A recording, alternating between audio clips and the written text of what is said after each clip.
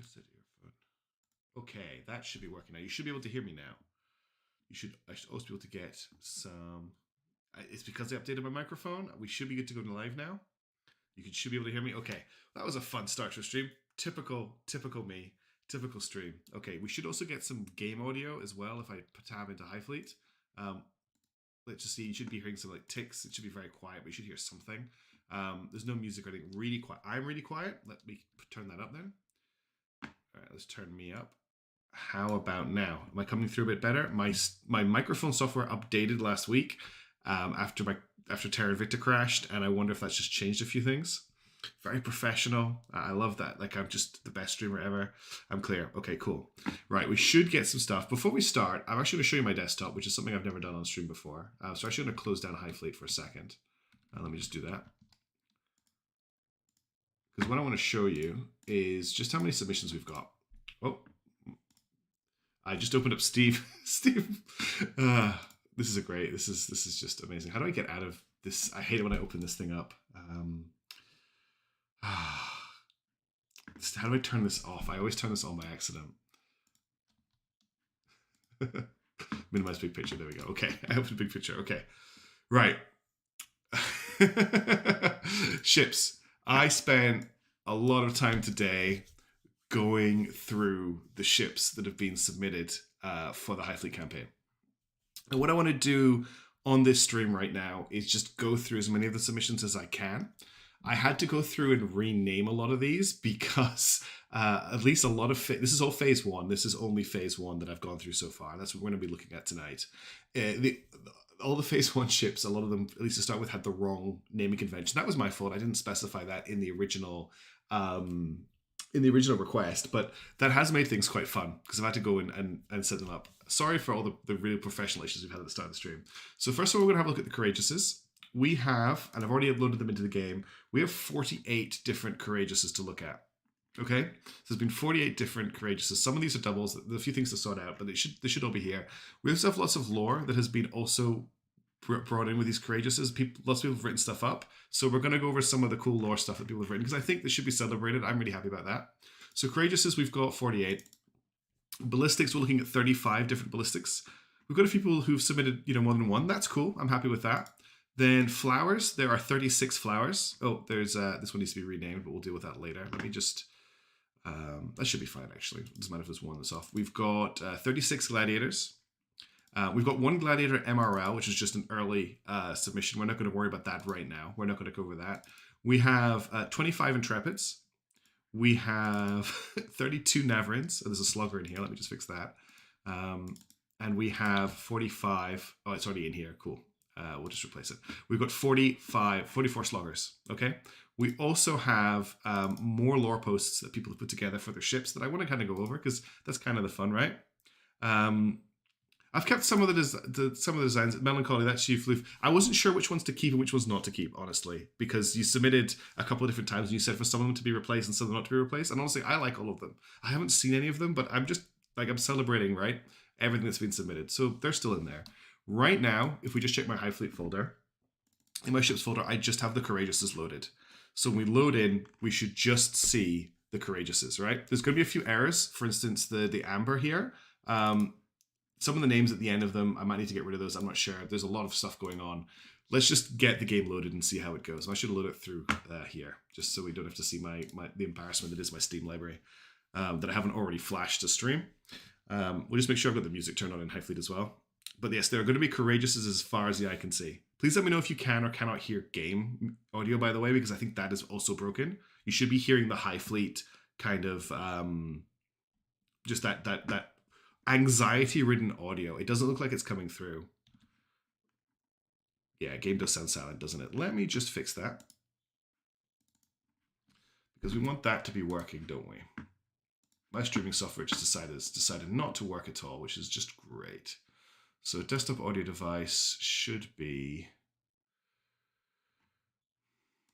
Try this. See if that brings anything through. Nothing? Nope. I can see that nothing's coming through. Hang on. I've had this problem in the past, and that is why I have a backup.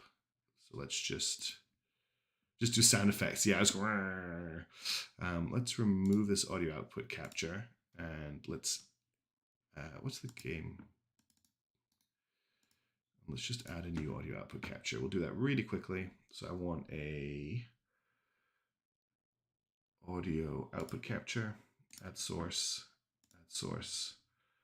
and device should be,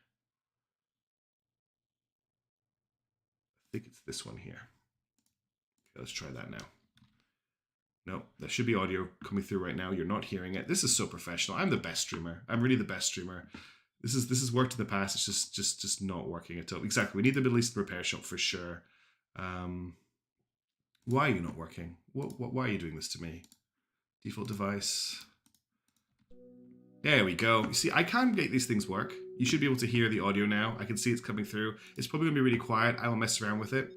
But if we jump into the ship works and I go into the save load screen, you can see all of the Courageouses. There is no audio in here, so don't worry about that. They've turned off the repair shop hammer noises in the build screen. That has been disabled. So there's a lot of Courageouses to go through. I don't really have time to like load them all up and actually play them. So what we're going to do is we're just going to look at them. And then I'm going to put some voting stuff together in another video. And we're going to put these into maybe 6 groups of 8. And what I'll do is I'll take the winners of those votes and put them into their own voting group of 8, and then that'll go through to what it is. This is like a John Carrot. It's like a military procurement exercise, right? This is the Gathering High General has put out, the Lord Governor has put out a request like we need a new replacement for the Courageous, and has just been inundated with every ship. So let's have a look at the first one. This is the Sentry by OKB-ZVEZDA, and I'm going to completely ruin these names, and I apologize. So let's load that and see what it's like. So this is already a cute ship. This is a very cute ship. So they have gone, and let me see if I've got any lore for this as well. Let me bring up my window here, because I do actually, let me get this off the screen though. I have actually requested that a lot of people well, no, I haven't requested. A lot of people have loaded up their own lore. Let me just load this window here, go by name. So I've got some lore for this. I'll put this on my screen here. So this is called the Sentry. Apparently it's going to change my game experience entirely, because doing silent strikes and missile airstrikes will be incredibly difficult and risky, because it has its own sensors. So we've got here an FCR radar on a Courageous. It's got an AK-100. We've actually got some armor here as well. 2 D30Ss. Lots of fuel. It's hitting the requirements for the crew component bang on. I like this. This is a cute ship. The fact that it has an FCR and actually has 2 sprints as well is that's pretty scary for a little Courageous. I'm really keen to see what people have done with the difficulty that there's going to be with the budget on this ship. And this is a really good, powerful start. Having an FCR on here and sprints means that not only does this ship have some anti-air capability with the ability to shoot down planes and rockets, but it'll lend this radar to the whole garrison, which is pretty nasty. So this is the Sentry by OKB-ZVEZDA. I will put pictures of these into their voting and everything that it comes up. And their thing was they've designed it to kind of make my life harder in the way that I like to play the game, which I quite like. So what should be next is the Muzzini by Adventurer, but if I look here, it doesn't seem to be showing up. So we have some missing. Unless it's changed the sorting, it does seem to have, no, it doesn't. So this next ship is actually missing, Adventurer 8612 Muzzini. I wonder why that ship isn't showing off. Let me just mark that as not appearing. That is exactly what the, yes, James E. well spotted. I hadn't realized that as well, but this is designed to protect against missiles coming in from the top left. It's got missile defense just on this side. That's really cool. That's good forethought. Someone thought a lot about this ship. Okay, there is a ship missing here. The next one that comes up should be the Muzzini by Adventurer 8612. So I'm gonna have to look into why that one hasn't come up. Let me just mark that in my files as not showing up because I think it's important to investigate. So I'll just put a 2 in front of this to show that I need to check this for round 2. But the next ship that's showing up in the list is the AGS Baku. Now, I actually have been reading the lore of these ships, even though I haven't seen them before. And the AGS ships are very interesting because they have been designed by AG Systems, which is a, yeah, this is a voting based at Lost Cause. We're going to be voting on these ships to add them into the next campaign. AG Systems are an Eastern shipworks, and the quote from their manual or their advertising material is, their shipwrights use heretical ship forming techniques to forge twisted, warped hulls that are unthinkable to the simple minds of the common Garati. So the ship we're going to be looking at is the Baku. This Courageous has been redesigned to a support ship. Well, let's load it up and have a look. I've got a feeling it might be quite similar to the Sentry, actually. Oh, wow. This is a Courageous, all right. So this is the Baku, like I say. So let's just read the marketing script for this ship. This Courageous has been redesigned to support as a support ship with 2 sprint missiles and an FCR. Although built from scrap, this plucky ship represents a significant tactical and strategic threat, but providing garrisons with a way to counter airstrikes and missiles. They did warn that these ships were heretical. They have been built to outside the correct thing. So we've got 2 R5 Zeniths, which are looking pretty nice in their little housing here. We've got an FCR with reduced range because of where it is. We've got an AK-100, and we also have 2 sprint missiles. Where's the other sprint launcher? I can see one here. Could anyone spot the other sprint launcher? It must be tucked in somewhere. I only see one. It does say it has 2. It's probably behind or inside something. It has a mystery second sprint somewhere. But this is, so this is the AGS Baku, as I said, made by some crazy people in the East. And that is that's the AGS system ship. There's a whole load of AGS system ship that will be showing up.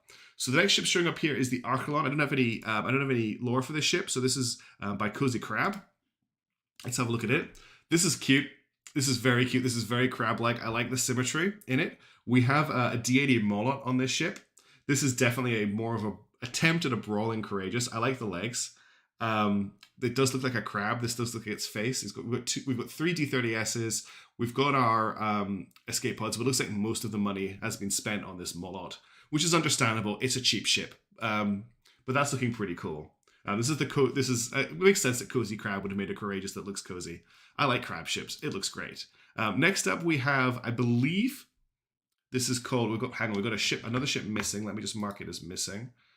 Because we should be seeing the Balozs next, and it's not coming up, but that's okay. We'll fix that. So next up, we have the Bao. I believe, no, this is called the Fearless by Bao Bao Lu. So it's a funny name and a funny twist on the courageous name. Let's have a look at this. Okay, my excellent Highfleet crashed. Highfleet crashed when I tried to load this ship, the Fearless by Bao Bao. I think I know why. I think it has been saved in a language that is not English, and it has characters that don't exist. Because I can see here, having a look, here's the Sierra file for it, and it's apparently equipped with a Canon 37II, which is not a weapon that I know of in the game. What we can try and do is maybe rename that. The problem is if there's anything else that is incorrectly named in here, and it's a big file.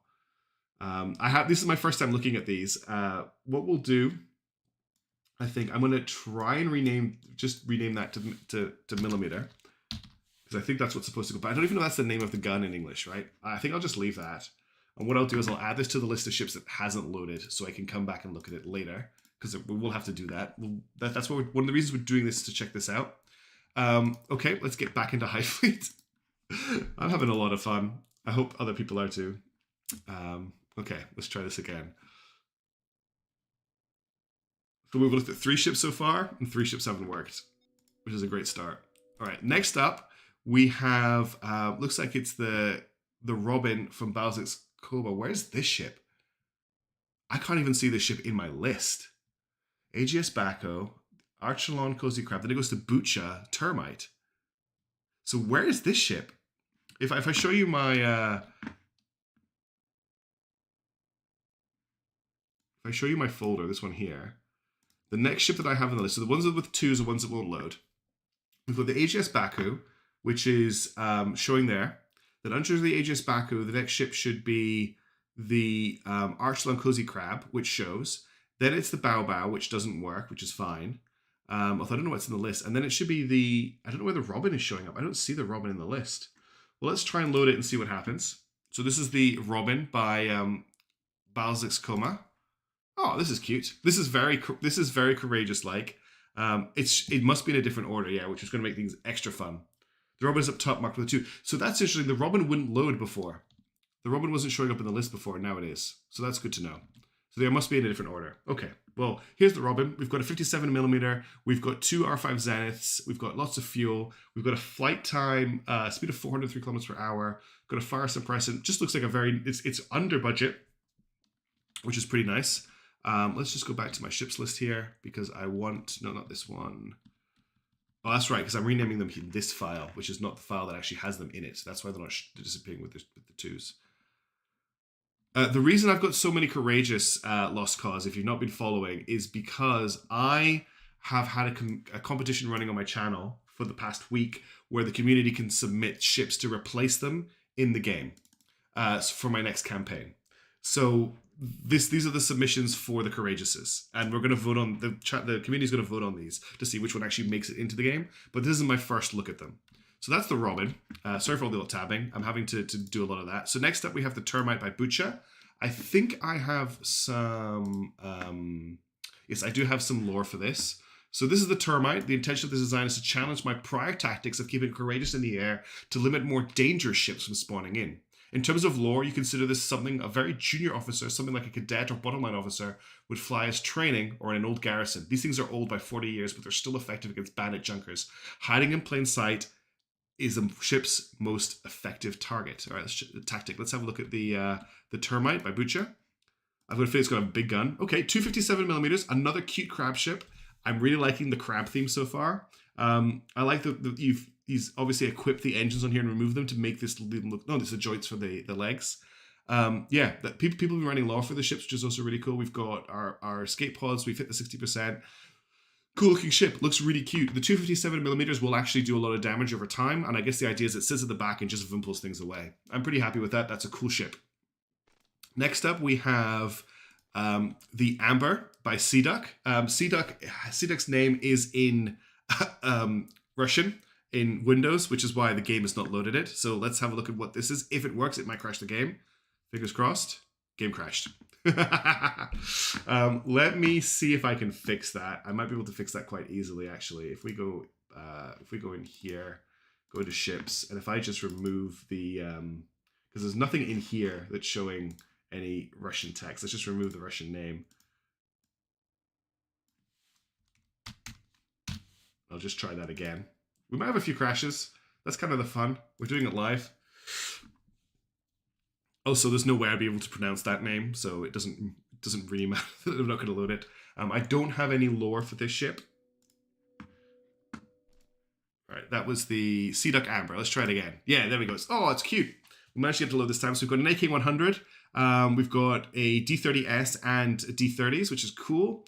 It's a very vertical ship, which you don't see a lot of designs like that in Highfleet. Putting the gun at the top is really interesting. It's going to be quite tippy when it flies, but it's very cheap, $6,950. It's way under the budget, but it still hits the requirements, which is really nice to see. If you wanted a garrison ship for cheap, then the what we call again the CDuck is a pretty good shout.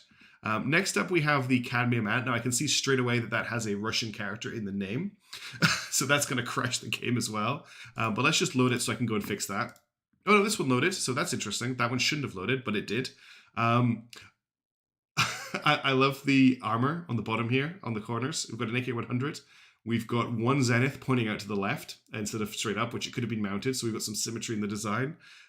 These are some cursed ships, and I adore them. They're so cute. So this is the what was this ship? This is the Ant by Cadmium.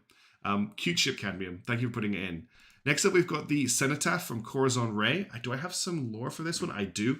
Let me just get that lore out here.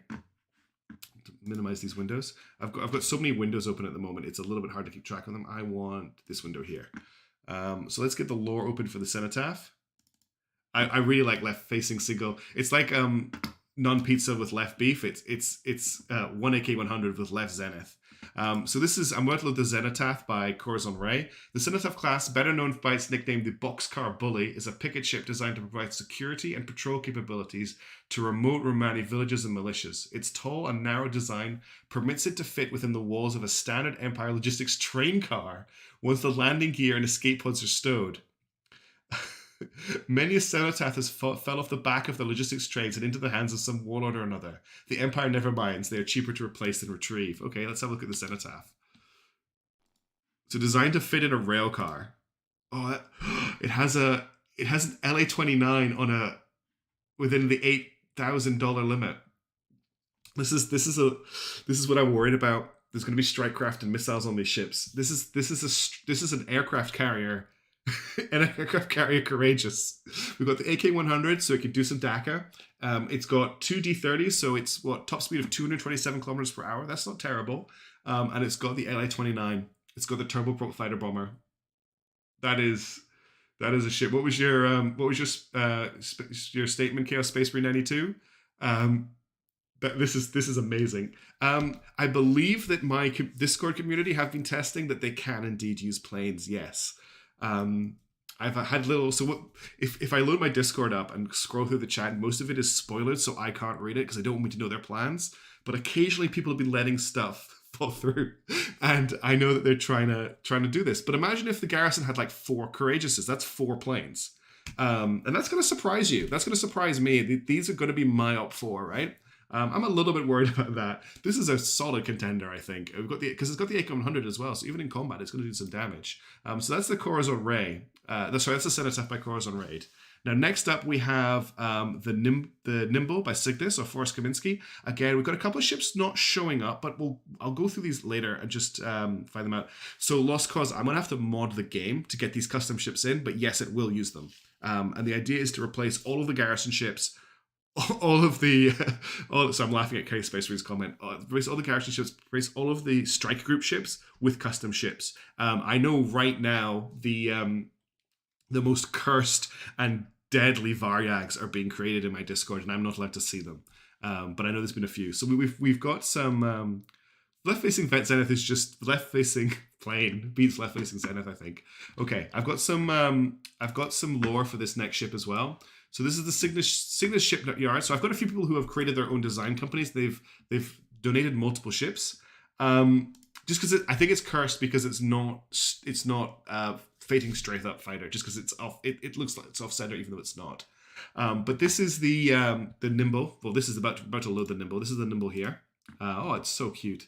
Okay, the Nimble is Cygnus Shipyard's designs focus on efficiently designed, mass-produced modules, such as its compact landing gear. These ships tend to focus on survivability and accurate artillery fire at the expense of volume of small arms fire. While the average assault cruiser may be able to swat away the smaller Cygnus Shipyard's chassis, in a prolonged campaign it will find continuous missile and higher caliber artillery troublesome to defend against and expensive to repair.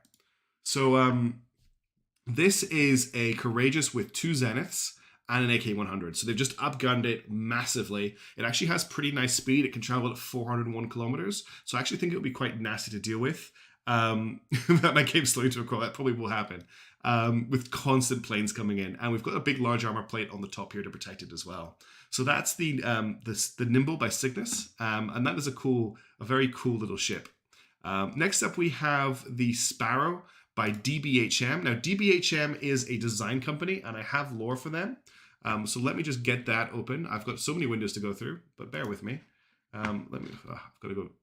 Highfleet is funny. It steals the cursor. So unless you alt-tab to the exact window you want to open, you've got to move around a bit. So the DBHBM Sparrow. So DHBM stands for the Ducal Bureau of Heavy Machinery, and they proudly present a new series of ships designed to guard and garrison the cities of Gerat. Hey, MC Mix, I'm glad you got back. These designs make my car courageous. The crash test. I can't wait to see your whole courageous fleet. Honestly, I'm really excited to see it.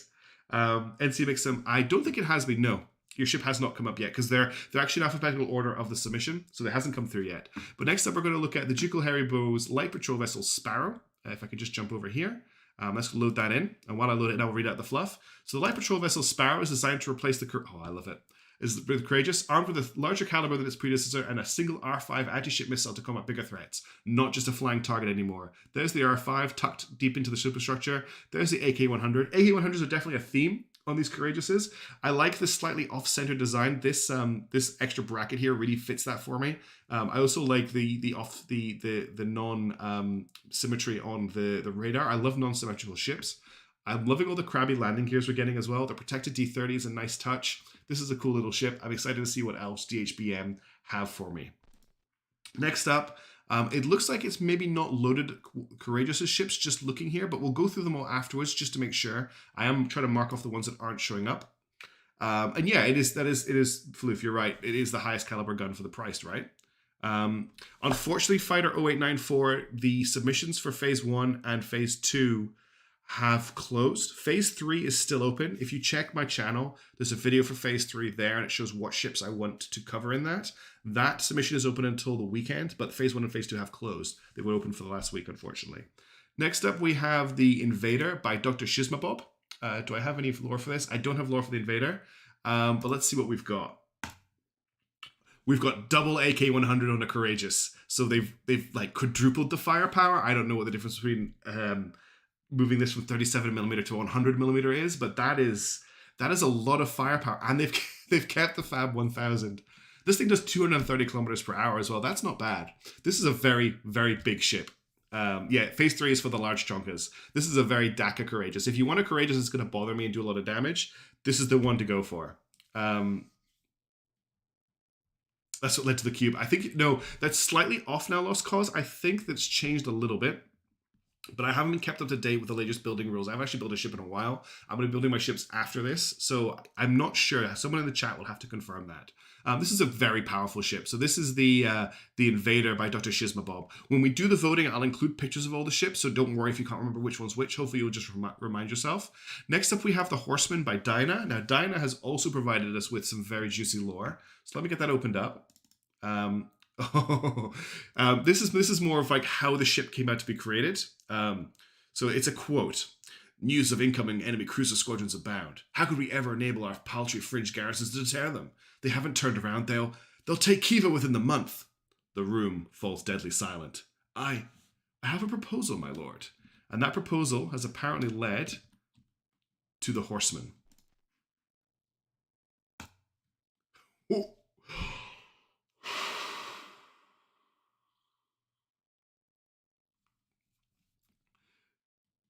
That's 2 A100s and an FCR on a Courageous. These are cute feet. It can land. This can land. It's got cute feet. It just goes up, right? It just goes up and it goes down. That's all it needs to do. It doesn't need to fly left or right. It goes up and it looks...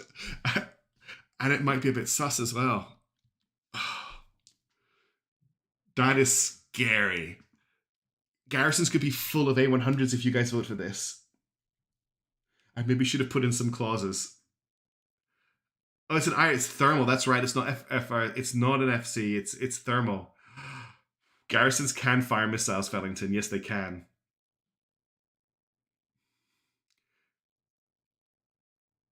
This is scary. I'd love to have a randomizer, by the way. I'd love it to pick a different Courageous from the list every time I load the game. How cool would that be?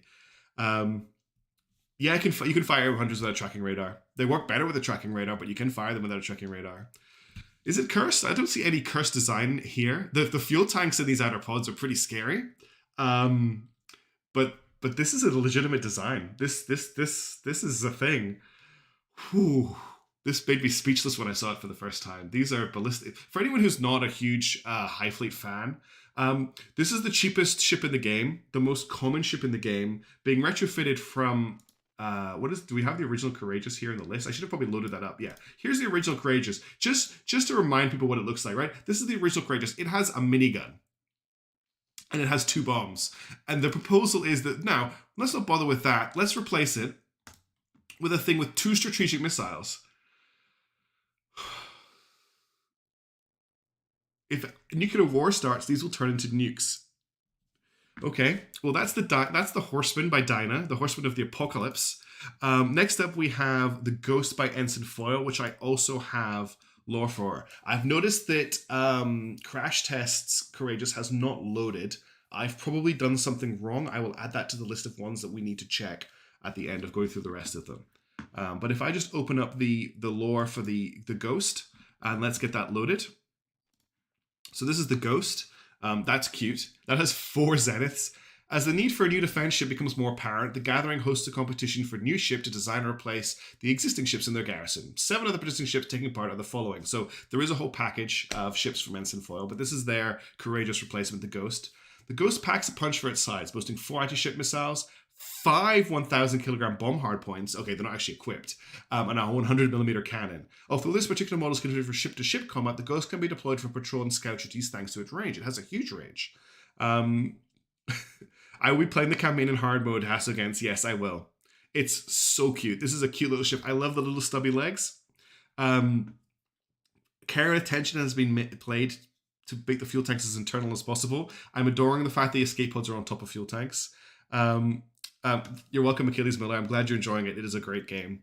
Sadly, it can't launch all zeniths at once, but it is still pretty cool. That is a scary. If you want a Courageous that's going to scare me in combat, you found it. Okay, next up we have the Staghound T by Funky Fury. There's been a few different submissions from Funky, so I hope I've got, the right one. There are quite a lot of them. But let's have, well, not quite a lot, there's been a few. Let's check this out. I don't have any lore for this one. Cute ship. Very cute. I like the the D30s on the outside so it can turn in place. And we've got AK-100 with good coverage in the middle. We've got 2 fire suppressants, which is quite a high number for this size of ship, but actually we've got 4 fire suppressants. So this designer, the Funky Fury, is expecting me to be using lots of Sentry. Imagine if a missile carrier just gets in and is the only garrison missile carrier, and the late game ends up getting easier as less of them spawn in. You can start off as a hard mode and get easier as it goes on. I don't think it'll be the only missile carrier that gets in. I think you guys have built loads of them and you're going to drown me in missiles.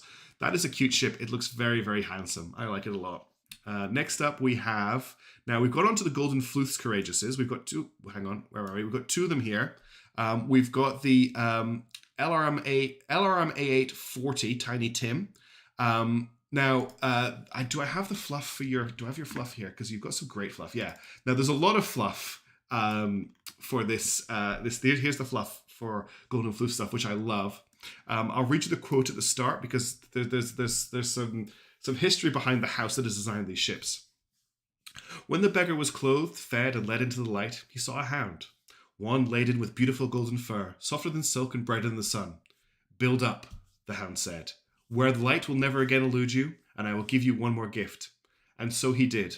working tirelessly day and night for 40 years and 2 nights until the great throne was complete. And there the Golden Hound returned and sat upon his throne, satisfied with the man's work. He gave the man his final gift, the gift of rest, and a legacy never to lose the sands of time. This is just 48 different flavors of Courageous ManyHeadedMishaps. You're correct. And I'm going to try and cover all the Phase 1 ships today. If you want to stay around for that, it's going to be a long stream, but I'm doing it. Only using vanilla designs in my fleet, Janice, I'm going to die if I do that. I'm going for custom ships as well. I'm going to go for cruisers. I'm going out of my comfort zone with big ships. So House Golden Hound is the designer of these ships by Golden Floof. It's a smaller house in the far west of Garrett.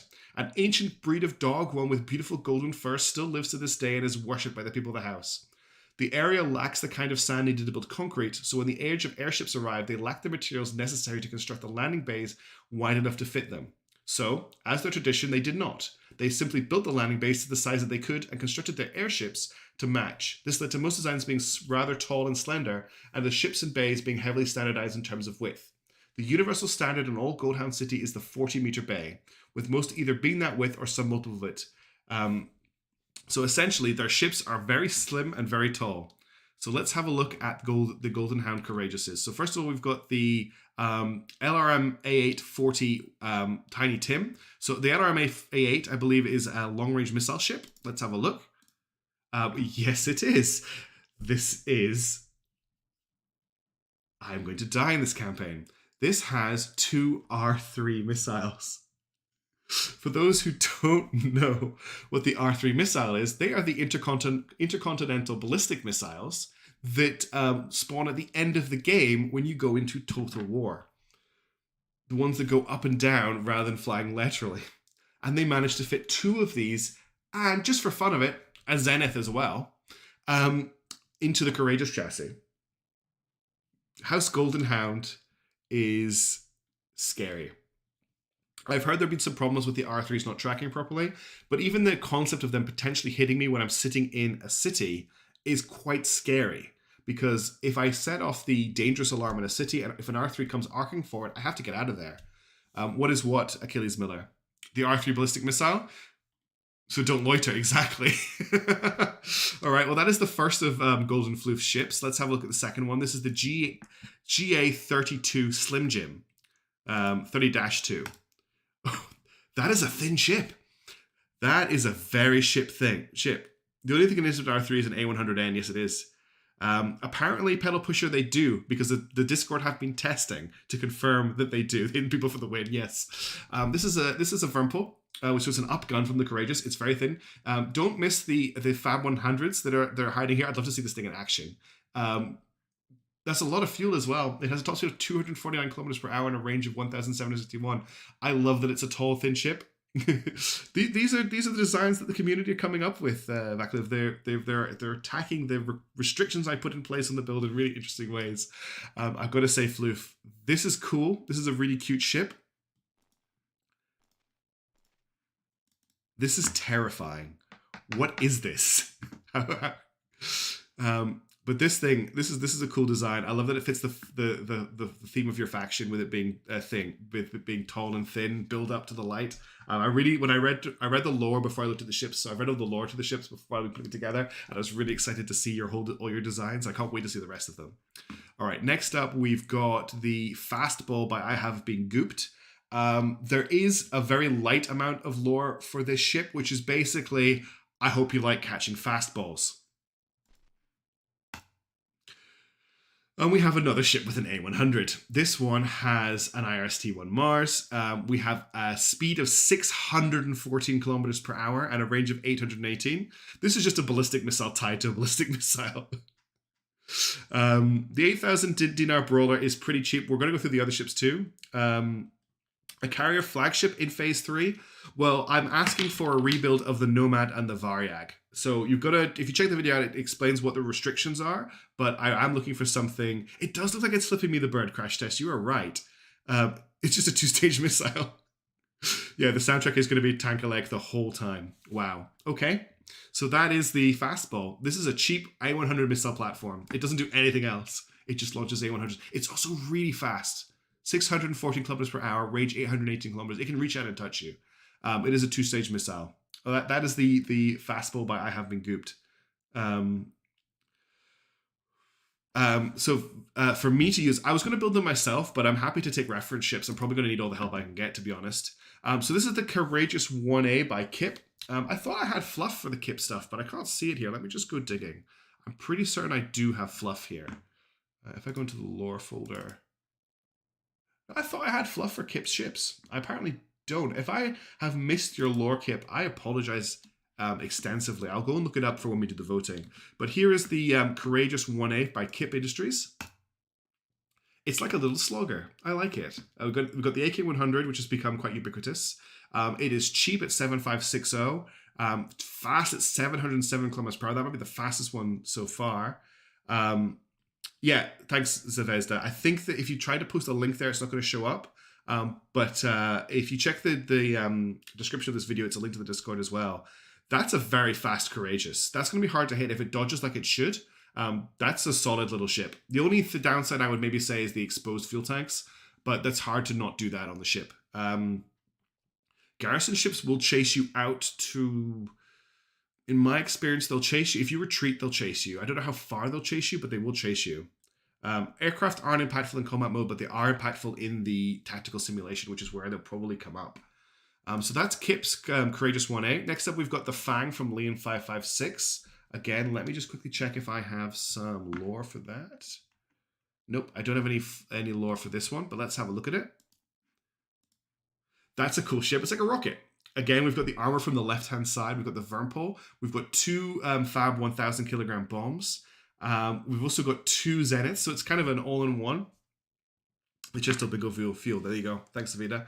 I love these ships so much. Yeah, I'm terrified to see the $300,000 Variag replacements. It's a very tall ship. I like it. The ejection pods are in an interesting position, aren't they? Just boof, straight down. But you know what? I've seen a lot of ejection pods get shot down by accident. Maybe these ones will work because they'll just shoot the guys at the ground. So yeah, that is the Fang from... It does look like a Fang. Yeah, I get the name. By Liam 556. Don't underestimate it. The Vermpole is a good gun. The two Zeniths is a good up gun from the Courageous, and we've got two bombs still as well. Next up, we've got the Valiant from ManyHeadedMishaps. Now, I do have some lore for this. Let me just close all of these lore tabs I've got open. Bear with. Let's get this out of the way. That's just still open, which is great. And let's have a look at the lore. The crew should have parachutes, you're right. Let's have a look at the parachute for the Valiant. The lore for the Valiant. Let's get that loaded up. So the Valiant by ManyHeadedMishaps, originally designed... Oh, I love this. This is so cool. Originally designed as a survey and exploration ship, the Valiant achieved a degree of prominence in peacetime as a cheap and popular radar-equipped scout, police ship, cargo personnel carrier, and occasionally a personal transport or even yacht. The Gathering obtained a number of the ships early in the rebellion, fitting them with cannons and bombs to ambush unsuspecting Romani forces. With the Gathering now the dominant force around Kiva, the Valiant has assumed a more defensive role. While its utility in direct combat is questionable at best, the high-resolution radar originally intended for geological surveys makes easy installation of a pair of missile interceptor tubes, making a cheap and plentiful strike craft capable of defending a fleet from aircraft and cruise missile strikes. This is a work of art, honestly. It has an MR2M FCR. We have two sprint missiles in the superstructure here. We also have a Fab 1000 at the back here, and we have an AK-100. Additionally, it does 460 kilometers per hour and has a range of 2,026. So not only is it adorable, it looks amazing, and it actually performs really well in the role it's been designed to perform in. It's got aesthetics, it's got the guns, it's got the looks. I'm really impressed with that ManyHeadedMishaps. That's a great ship. What block shots? Yeah, I try not to war crime the escape pods if I can. Chaos Space Route 92. Yes, let us admire the thought that has gone into this ship. I'm really impressed.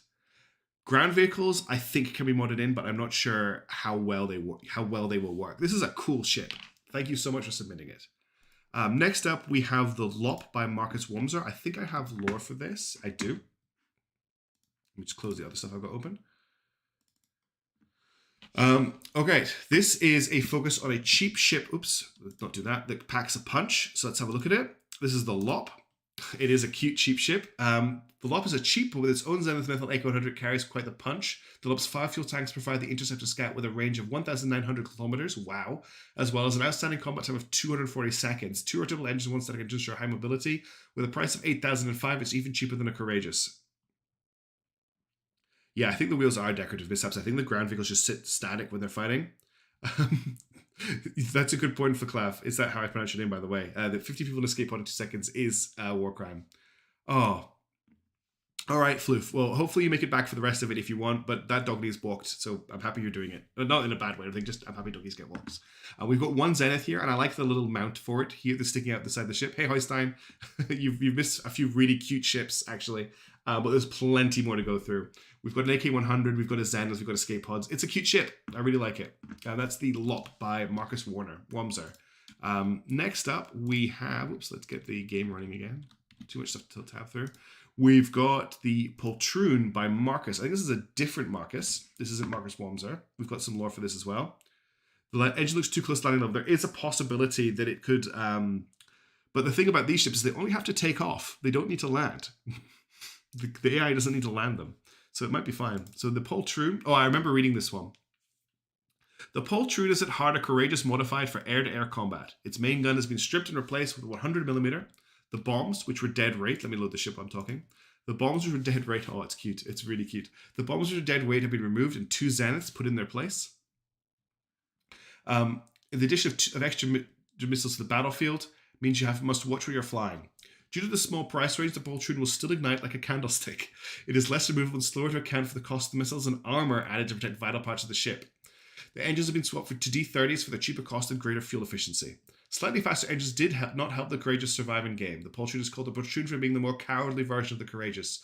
The crew do not have the courage to run headfirst into combat and with an unarmored and fast ship, instead acting like cowards and adding armor in exchange for speed. Overall, the price range has extreme limitations, but the Poltroon is prepared to be a thorn in your side throughout the campaign. Lightning isn't actually on the list, but it is possible to replace in Phase 3. This will change the ships that I can hire during the campaign. Yes, I'll be able to hire these ships, but people don't want me to hire any ships. All the designs so far have been excellent, Greyways. You are completely right. And I'm also curious how many Furples can be put in. I would love to use multiple ships. Honestly, I would love a way to just randomize the Courageouses and everything. I've had so many I've been blown away by A, the quality of the submissions. Everything's been excellent. And B, just how many submissions there have been. It's truly been crazy. It's blown my mind how many ships have come through. This is the Poltroon by Marcus. I like it. It's the first Courageous I've seen with full top armor. We've seen some others that have had bits of top armor, but this is quite heavily armored, trying to protect those that fuel tanks. We've got some armor down here as well, hidden away. It is pretty cute. Next up, we have the Sheriff by Mr. Nathan. I have some lore for this too. I love it. I'm loving the lore. It's my favorite part. So let's load the Sheriff and I'll read the lore out. That does look like a Sheriff. So we are a small defense company. I think I've unfortunately missed out the name of it. It's got Natco. That's right. We at Natco are a small defense company contracted on improving local defense ships while keeping it affordable for mass production. And so we hereby submit our designs. We at Natco are specialized in bomb assembly. So our designs include 100 kilogram bombs as part of the design's offensive loadout. There's a whole suite of these ships, and they're all they'll have bombs, I believe. The Sheriff is a small, very maneuverable, very lightweight local enforcement vessel capable of intercepting pirates and patrolling routes between cities. Armaments: 1 57mm AK-75 Vimple, 2 1,000 kilogram Fan 1000 bombs. Notes: it was fun designing this little fellow, following a theme of a cheap police vessel in mind. Giving it 57mm makes the ship do more battle impact while being cheaper than the 37. It is also named the Sheriff as that fits its role. I think it actually looks like a guy ready to draw his pistols. Also, get it? Yes, that is a good point out, T-Ram. That is very, very quick with the budget. 8,000, damn. It does give off a little bit of lightning energy. 603 kilometers per hour is insanely fast. Honey M, are you talking about news about Constantine? I've heard he's been active on Twitter recently, which is great to see. That is a very fast ship. Let's not underestimate, as T-Rem and Lost Cause are pointing out, how fast this ship is. 603 kilometers per hour is a rocket, and it has a huge range as well at 2,375 kilometers. Police ship paired with 100,000 kilogram bombs. Look, when you really want that rioting to stop, this thing drank Red Bull. Yeah, I love that. This thing did drink the Red Bull, and it gave it wings. it gave it a lot of wings. All right, what's next?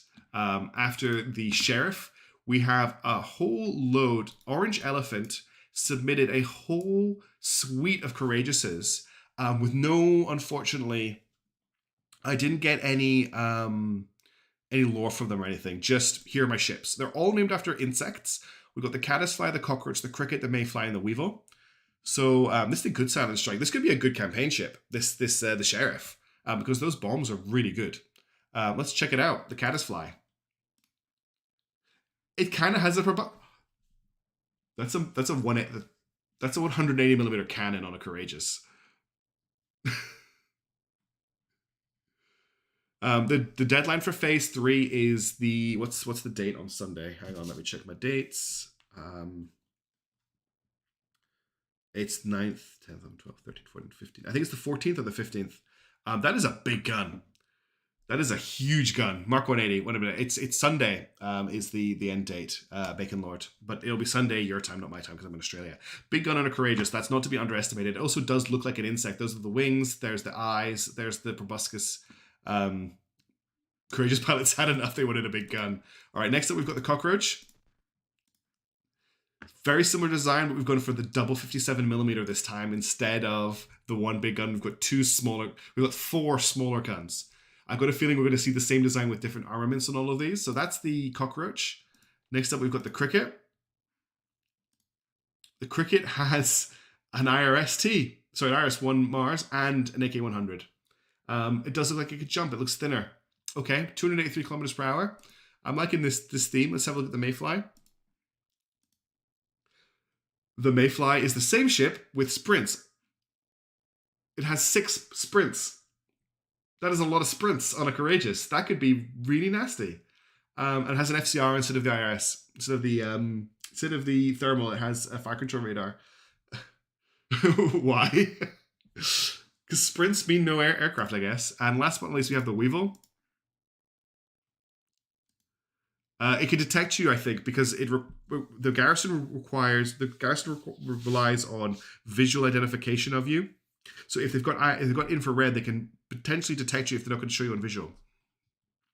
Rip planes, that could mess up a lot of stuff. This is the this is the Weevil. It has 4 Zeniths and a Vermpel in the frame of a Courageous. That's actually quite scary. That's a lot. It's a baby flower. It is a baby flower. These are good ships. Orange Elephant. These are cool ships. Look at this thing here. The Weevil, I think, is a contender. As is the baby flower. These ships. I wasn't sure when I saw all the submissions how you could go so many different ways with the Courageous, but you've done a good job. I'm impressed with these. All right, next up we've got the. This is what I struggled with the name of. I think it's the Courageous IRST is what it's called. It's by Ranger 4 or Big Boats. I'm not sure which is the right name.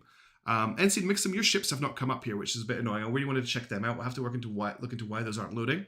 Night Sky, I don't know what that means. Let's see what the Courageous IRST looks like.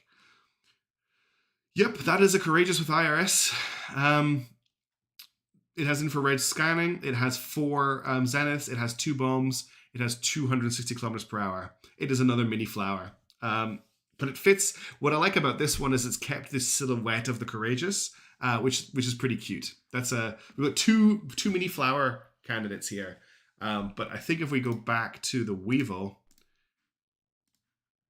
246 kilometers per hour, 258. So this is actually faster by like a few. I quite like it. Crash Test, it's cute. This is a great alpha stream. Okay, next up we've got the Brave by Salamander. Alpha Strike ship, yes, it is a good Alpha Strike ship. Do I have any lore for this? I think I might. No, I do not. There's a whole loads of ships not coming up here, but they may be coming up in a different order, so I'll keep an eye on them. The Brave is Brave. So what they've done here is they've put the speed up to 321 kilometers per hour, and what they've done is they've protected it as much as possible with disposable armor and given it a Zenith. It's not nice. That's not bad. Sorry, I didn't mean that nice. That's not bad. I like the philosophy here. It's got that Courageous silhouette again. I don't know if the 37mm is going to... I think that's the lowest armament we've seen on all the Courageous submissions so far, but I see what they've been going for, and I quite like it. Next up, we have the Valnus from Shieldbearer. Do we have any? I think we've got lore for this. Hang on, just trying to get through all my windows. Salamander, Shield Bear. Yes, we do have lore for this. Quite an experimental design. This little thing may be used to garrison small towns and support ground forces. Let's have a look at the Valnus. That is an interesting design. So we've got basically spaced armor in use here. We've got 37mm. We've got no missiles or anything like that. Quite expensive. I probably need 3 monitors, T-Ram. I've only got 2. We've got sloped armor here. It's made of intersecting. It's made of the triangle pieces as well, which is cool. It looks like a lot of the money on the ship has been spent on armor. We've got a good speed of 326. God, that made me jump out my skin. Thank you for subscribing, Citizen. That noise always makes me jump. I should have some music or something playing. That is an interesting design. I like it. I wonder how well it would do against prox fuse. How long it would last for. How long this armor is going to last. Because if it lets the ship get off a few barrages, that's pretty good. I think the downside here is that we're only able to mount a 37mm. The range is very low because it's got a very bad thrust to weight ratio and doesn't have very much in the way of fuel tanks. It's only got 3 fuel tanks, which is the big problem there. That's what's slowing it down. Next up, we've got the Reckless by... Oop, I've lost where we are. With the Reckless by Siphon. I think it's a Siphon, actually. I think I might have misspelt Siphon. I think it's Siphon. Let's check this out. Reckless is a good name. Reckless is a good name. We have 1, 2, 3, 4, 5 1000mm bombs, 1000kg bombs, and 4 Zeniths. No guns. It's just bombs and missiles. Let's just check that. I think the 37mm costs 3,000. Yeah, the 37mm is more expensive than the 57mm by 1,000. That is a Reckless ship. Is that yours? Is it showing up next crash test? Cool. That is a bomb. The crew that flies this ship, they are pyromaniacs. They like to see explosions. I can't believe there's 5 bombs on here. There are also landing gear. There's actually landing gear here, so just hidden behind the bombs. 5 tons of payload. Yeah, the landing gear is behind the bombs. That is a ship. Not sure how that's going to work for a garrison. Imagine your garrison ship having 5 bombs. Not a lot of clearance, but it doesn't need to land. It only needs to take off. No, I thought there were 7 bombs, but there's only 5. These are fuel tanks. It might blow up on spawn. That is a possibility. We have to test it. Yeah, look, I'll just if I remove this bomb, and these fuel tanks, you'll see the legs. There's the landing gear. But I might not be able to take off. All right, next up, we have the that's because I renamed it from Courageous to Slomzig. That's right. Because is this you crash test? No, there's crash test down here. Good. I'm glad that's showing up. There's NC Mixum as well. Good. Some of the ones that are missing are all showing up down here, which I'm really excited about. Okay, next up we have the Courageous by Slomzig. I do not have any lore for this. Let's check it out. This is they didn't give me a name. They just gave me the name of their industry, so Slomes Industries. Actually, I think I do have lore for Slomes. Give me 1 second. I have another folder. Oh, for goodness sake. If I just check here. Ships lore. Nope, I don't have one for Slomes. Damn. Okay, back to Courageous. Let's load it. Oh, that's cool.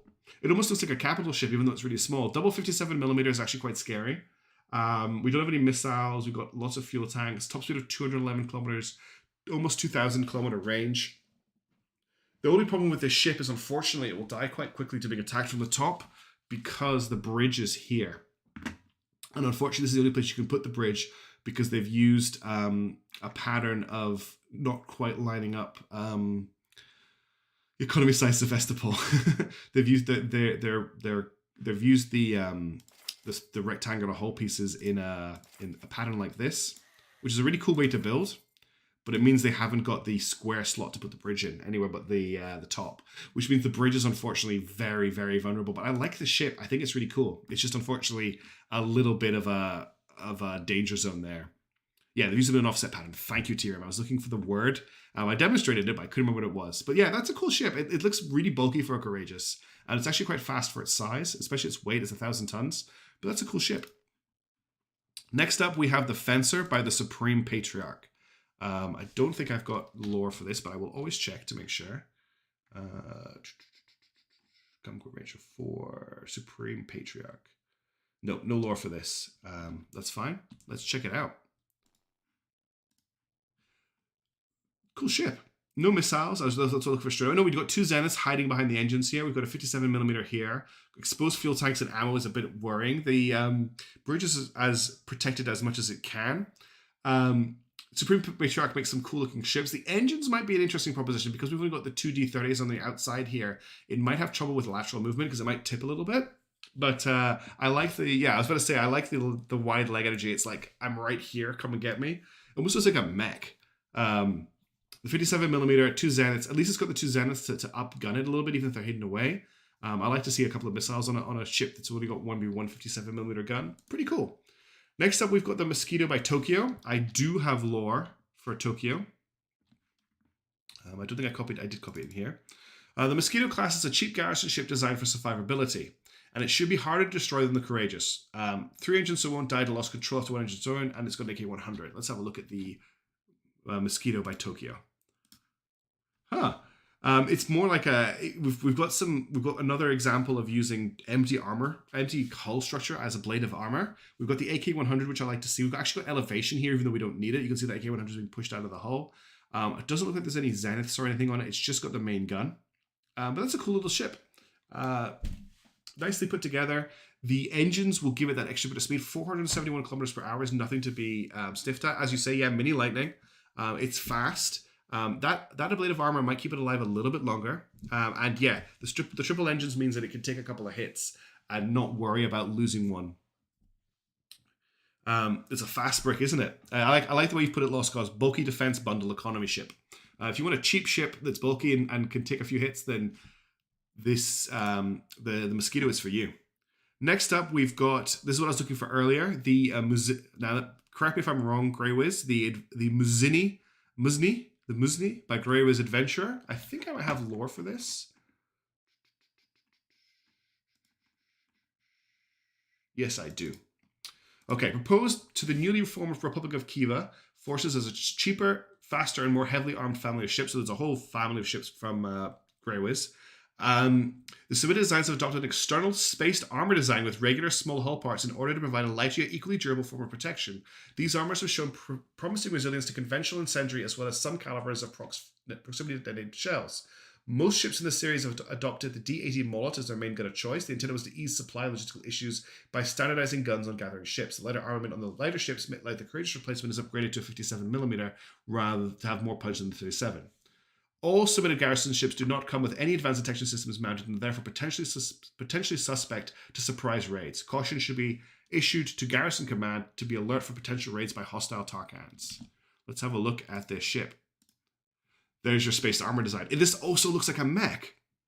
Let's go. Hey, Derp. It has been a while, hasn't it?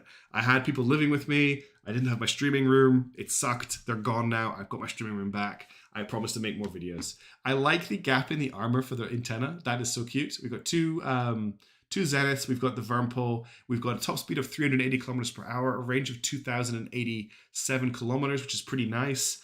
Good landing gear.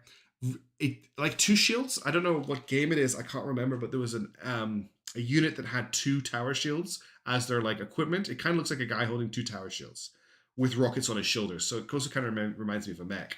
I like it. It looks like it might take a while to kill. So even though it's not maybe going to do a lot of damage, I think it's going to take a while to deal with. I really like asymmetrical designs, Chaos Space Marine, so I quite like it. Phantom Brigade vibe, yeah, it reminds me of the big tower shields in Phantom Brigade. Thank you. Also, I'm a little bit triggered by Phantom Brigade right now, just a little bit. Symmetry is a feature, not a bug. I agree with you, Wade Star. Also, welcome aboard. It's meant to be annoying. I like it a lot, Greywiz. It's a cute ship. Thank you for submitting it. Next up, we have the Courageous Mark II by Crash Test Productions. And if I'm right, Crash has produced an entire range or line of ships based on the Courageous for each step in phase 1. So we've got a Courageous Navern, we've got a Courageous Intrepid, we've got a Courageous Flower. I'm really excited to see them all. The Courageous Mark II is a direct upgrade of the Mark I, getting extra armor and being upgunned to dispel the stigma of being an ineffectual death trap and hopefully allow Braveheart Industries to. Yes, I have your lore. Let me get the rest of it. Because you're building for Braveheart. I haven't got it here. Why have I not got your lore here? You did write it for me. Oh no. Do I have it in here? Did I not copy it over? I feel really bad. Ships lore crash test. Oh, damn! The text file is empty. I must have copied it over.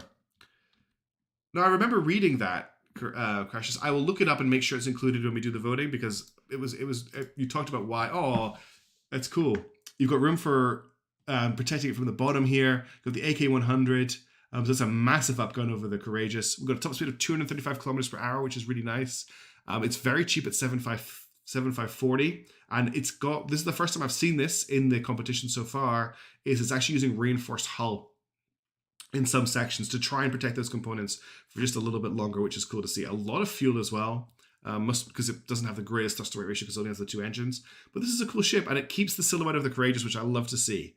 That's a cool ship crash test. Thanks for putting it in. Next up, we've got there's no way to get around exposed fuel on Fortune Hellsip. They just keep coming. They just keep coming up. What's that max unknown? What's on the first time? Next up, we've got the Chrysanthema. I think I've pronounced that correctly, from NC Mixum, which I also don't have any lore for, I believe. NC Mixum. I do have some lore for this. I'm feeling really bad. I don't have. They did make a full recovery, Tavian. Yes, they flew home after recovering from COVID. That's what happened. I had someone staying with us and they got COVID. These are to be garrison ship stuff, yeah, and we had to wait for them to to come back positive before they could. DBHM didn't use reinforced hull. I missed that. Damn. Thanks for pointing that out. I'll make sure if we do another DBHM ship, I spot it. But this is the most extensive use I've seen for it for sure. Fair enough, Patrick. It's down to what you can fit into the design, and this is a very compact design. There's not a single wasted space here apart from these slots here, which are trying to protect the bottom of the ship. I think it's fine. I think it looks great. Next up, we have the Chrysanthema, or the Chrysanthemum. It's a dedicated CAS ship, so it's a CAS ship. And I've just lost my... There it is. Let's have a load of it. Oh, Tavian, if you're about, let me just get rid of the spam that's showing up. It's so frustrating. If I go here, give me a second, I'll deal with this. YouTube promised me that wouldn't happen again, but it has. I can go in here and just kill that. Bear with me 2 seconds.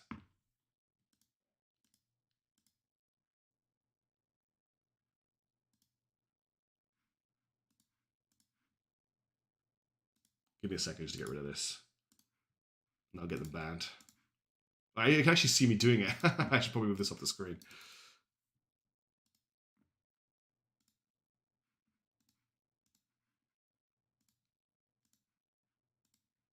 You got an insight into my channel for a second there. All right, that's it removed. Back to ships. That's not Highfleet. All right, I didn't want this. Okay. So the Chrysanthemum, as I was saying, it's a dedicated CS ship, but while Courageous was designed to be fast to get in, drop bombs, get out type of ship, the Chrysanthemum was designed with larger fuel reserve for prolonged support runs. 2 AK-72-5 allow it to have great anti-infantry, anti-armor, light armor capabilities. Because of its CES role, all important components are shifted to the top, which is good for taking fire from the ground, but makes the Chrysanthemum very weak against other ships that can shred it from above. So yeah, you can see that. It's got the guns on the bottom, but it's got its radio, its bridge, its ammo, all sitting at the top of the ship. Which makes it difficult to deal with. I've got a mod in the stream Kumquat. I do need to get some more. I just feel very awkward about asking people to mod, which is a bit sad. The big ammo box here is probably the biggest liability with this ship, but I like the idea that it's been built to fulfill a role, and that fold is close air support. So it's supposed to be shooting down on enemies, and it does fulfill that role quite well. It fits the lore design really nicely. I think it should get extra points for that. Makes it a little bit of a liability in flying combat, but in terms of what it's designed to do, it fits that role really nicely. Yeah, lots of people have only managed to fit cable dangers, unfortunately. So we've got a lot of ships with low, with low distance. Yeah, Wade, I don't get bothered by them too much, but every now and again they crop up again, and I have to get rid of them. But I've managed to get rid of most of them. Tavian usually does a great job of jumping in and helping, but I know they're very busy right now. But thank you if you do get the chance, Tavian. Next up, we have the Bulat Mark II by Nickname Toms. I don't think I have lore for this, but let's keep checking. Nickname Toms. I do have lore for this. News of it. Oh, this is another one of those. Okay, so this is another Nickname Tom ship. The other one had A100s. It will not, unfortunately, derp. Let's have a look at this. Okay, this one isn't as scary as the last one. The last one had A100s, I believe. This one has an AK-100, and it has a static thruster to give it 273 kilometers per hour speed. Thanks, Tavian. The Lost Cause got blocked, but it didn't. I'm sorry, Lost Cause. This is a cute ship. I like the reinforced armor. It's got space reinforced armor. This is something I used to do a lot when I started playing Highfleet, was put armor like this on the outside of my ships, and it isn't bad. It is just very heavy. We've got reasonably well protected fuel tanks. We've got, it looks like it's just one FSS. Cute ship. That's nice. All right. Yeah, it's a bit funny, Tavian. I can still see one of them, but it doesn't matter. As long as we stop them from coming up again, that's the main thing. I really like this ship. This is the ship that I think could last for a long time. It has good speed and range, considering how heavily armored it is for this size of vessel. Remember, this is the smallest size ship we're going to have in the fleet. It's pretty cool. Okay, this is a ship I've been looking forward to seeing for a while, because Cumwat has given me 2 different courageous designs, but the one we're going to look at here is the AX3. And the AX series of ships have been designed as static air defense ships. So from the lore, I think I've got it here. Let me find it. Cumwat, AX3 text. These AX3 line of armored anti-air gun platforms. These ships have no mobility aside from ascending and falling. They instead maximize firepower and armor. So how much firepower can we get on a courageous? We're probably going to see that right now. Achilles, no, we're going to move on to the next ships when we finish these ones. And we'll keep going until I get too tired to go on, basically. This has a 180mm cannon. It also has a top speed of 380 kilometers per hour. To an demand, okay. That is a big gun on a small ship. Nice legs. I know that sounds weird, but I like the way they've used the bigger components here. They didn't have to do that, but that looks really cool. Lots of fuel. That's what it does. It flies up in the air and shoots a huge gun at you. Looks like it could take a shot or two. I'm not sure if it could because it's got the fuel here on the outside, but yeah, there's only so many places we can explore really with the Courageous, and I think we're really pushing the limits. It's a chunky bounce gun. That's a great way to put it, Patrick. I like it. Now, we have another one from Cumwat here. We have the Expendable. I also have lore for it. The Courageous Expendable, a small flying machine gun unit, but instead of bombs, it carries missiles. Let's see what we've got. Yeah, I've had to mess around with these names to get them to fit. They will not be called all of this in-game, though. They'll just be called their new name, like Expendable or what. The most exciting and fun ship to be assigned to. It is definitely a flying machine gun. We've got the 57, we've got the Vermpole here, we've got 4 Zeniths. 4 Zeniths seems to have turned out to be the sweet spot for these. This has got a good speed and a good range. It's looking pretty good. An altered quote from a Courageous Fleet creator on Reddit. Tarkin, sir, I know the capital just got glass, but these budget cuts are ridiculous, is what I envision on the Faces of the Gathering. It is quite a wide ship. Like I was saying, 4 Zenith seems to be the sweet spot. That seems where most ships have gone. We've got a 57mm. We've seen a few variants on this already. There's going to be quite tight between whether, which one of the best of these is if we go for this design of ship. Yeah, it looks like it's going to be really annoying in a campaign fight because these will keep popping up and just firing their Zeniths at you. And that gets really distracting in a fight. And I think that's what the job for this is doing. The field appears to work on specific rude words. Yeah, that's exactly what it is, Stephen. I think they know what rude words to use, so they don't include them in their messages, unfortunately. Next up, we have the Hobo by Silent Stack. I don't think I've got any lore for this, but let's just check. No, I don't. So let's just check this ship out. We're getting near the end of the Courageouses, by the way. That looks like a spaceship or a fighter jet. It's got two Zeniths and an AK-100. AK-100 and 2 Zeniths also seems to be the sweet spot if you're going for that gun. Cute legs. Top speed of 511 kilometers per hour. I'm going to have to use a lot of flares to right pedal. That's a fast ship. Range of 2,534. The ship could chase you down and kill you. It almost looks like a jet. I guess what they're going for. It looks like a fighter jet from the top down. Yeah, it looks like it came out of Kerbal Space Program. It does look like something from that. But it's a cool ship. I like it. I like the use of the half-size generators here. I don't know why. I just think it looks really cool. That is a cool ship. It's the fact that it's got 2 D30Ss. That's the downside. It can't turn. I just realized it. It can't turn. Yeah, it's only got 1 gimbaled gun. And also, look, it can't shoot left or right. MB-110. Oh, is that what this is named after? No, it's not. So there's an unused plane. I'd love more planes in the game. All right, we've got 5 ships. It looks like 5 or 6 ships left to go. Next up, we have the Cockatoo by Tacos. I have lore for this ship. This is a cool ship. It's a shame about the elevation blocking the gun firing straight up, though. Let me get the lore for it. It's in a different folder. It's in the lore folder. Tacos. This is from Buford Russo Engineering. Buford Russo Engineering is a boutique military manufacturer that has recently moved into mass production. Despite its deep connections to Romani military nobility, the firm itself is not Romani in origin, something that allows it a degree of flexibility when it comes to customers. The firm's early years were spent taking commissions for the Romani military, designing equipment and ships to the exact whims of their customers. This meant, more often than not, realizing the most outlandish and impractical visions of the nobility, and occasionally producing highly specified designs to fill specific niches by the military. The firm recently decided to enter the realm of mass production, having found that certain designs have proved popular within the deserts of Garrett, even to the point of local manufacturers creating bootleg designs that are particularly reverse-engineered from genuine BR examples. So this is the Cockatoo, I believe. Let me just check that. I want to make sure I'm reading out the lore for the right ship. It is the Cockatoo. So the Cockatoo is a new design targeted specifically the LMs of Garrett. The Cockatoo is a diminutive air superiority and ground support craft that is overgunned for its size, carrying an AK-100 turret, sufficient for both close-range air-to-air combat and supporting ground forces. While not as maneuverable as a similar craft of its size, it is still agile and considerably more armored than its competitors. Welcome back, Floof. We're still doing Courageouses. This thing, yeah, I know we had a ship that going 700. That you're telling Sir Ose. I haven't gone through all the ships. What name did you submit it under, Ose? And I'll see if I can find out what happened to it. Because I thought I had all the Courageouses here. There are a couple that didn't load into the game. This is a crazy range, actually, for the size of it. There might be some triangle sorcery in place. We've got fuel tanks here. We've got heavy armor, AK-100, no missiles. That's probably where they managed to get some extra money from. We've got the escape pods, got the cute little stubby legs. It's a cute little ship. The gimbaled engines mean it can also move as well. And that is a Cockatoo. Sir Ossie Cabin. I have not seen that ship, Sir Ossie. Where did you submit it? Because I don't recognize that name.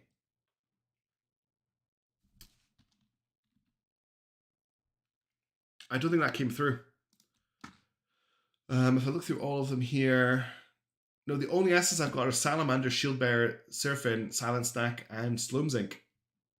I'm so sorry.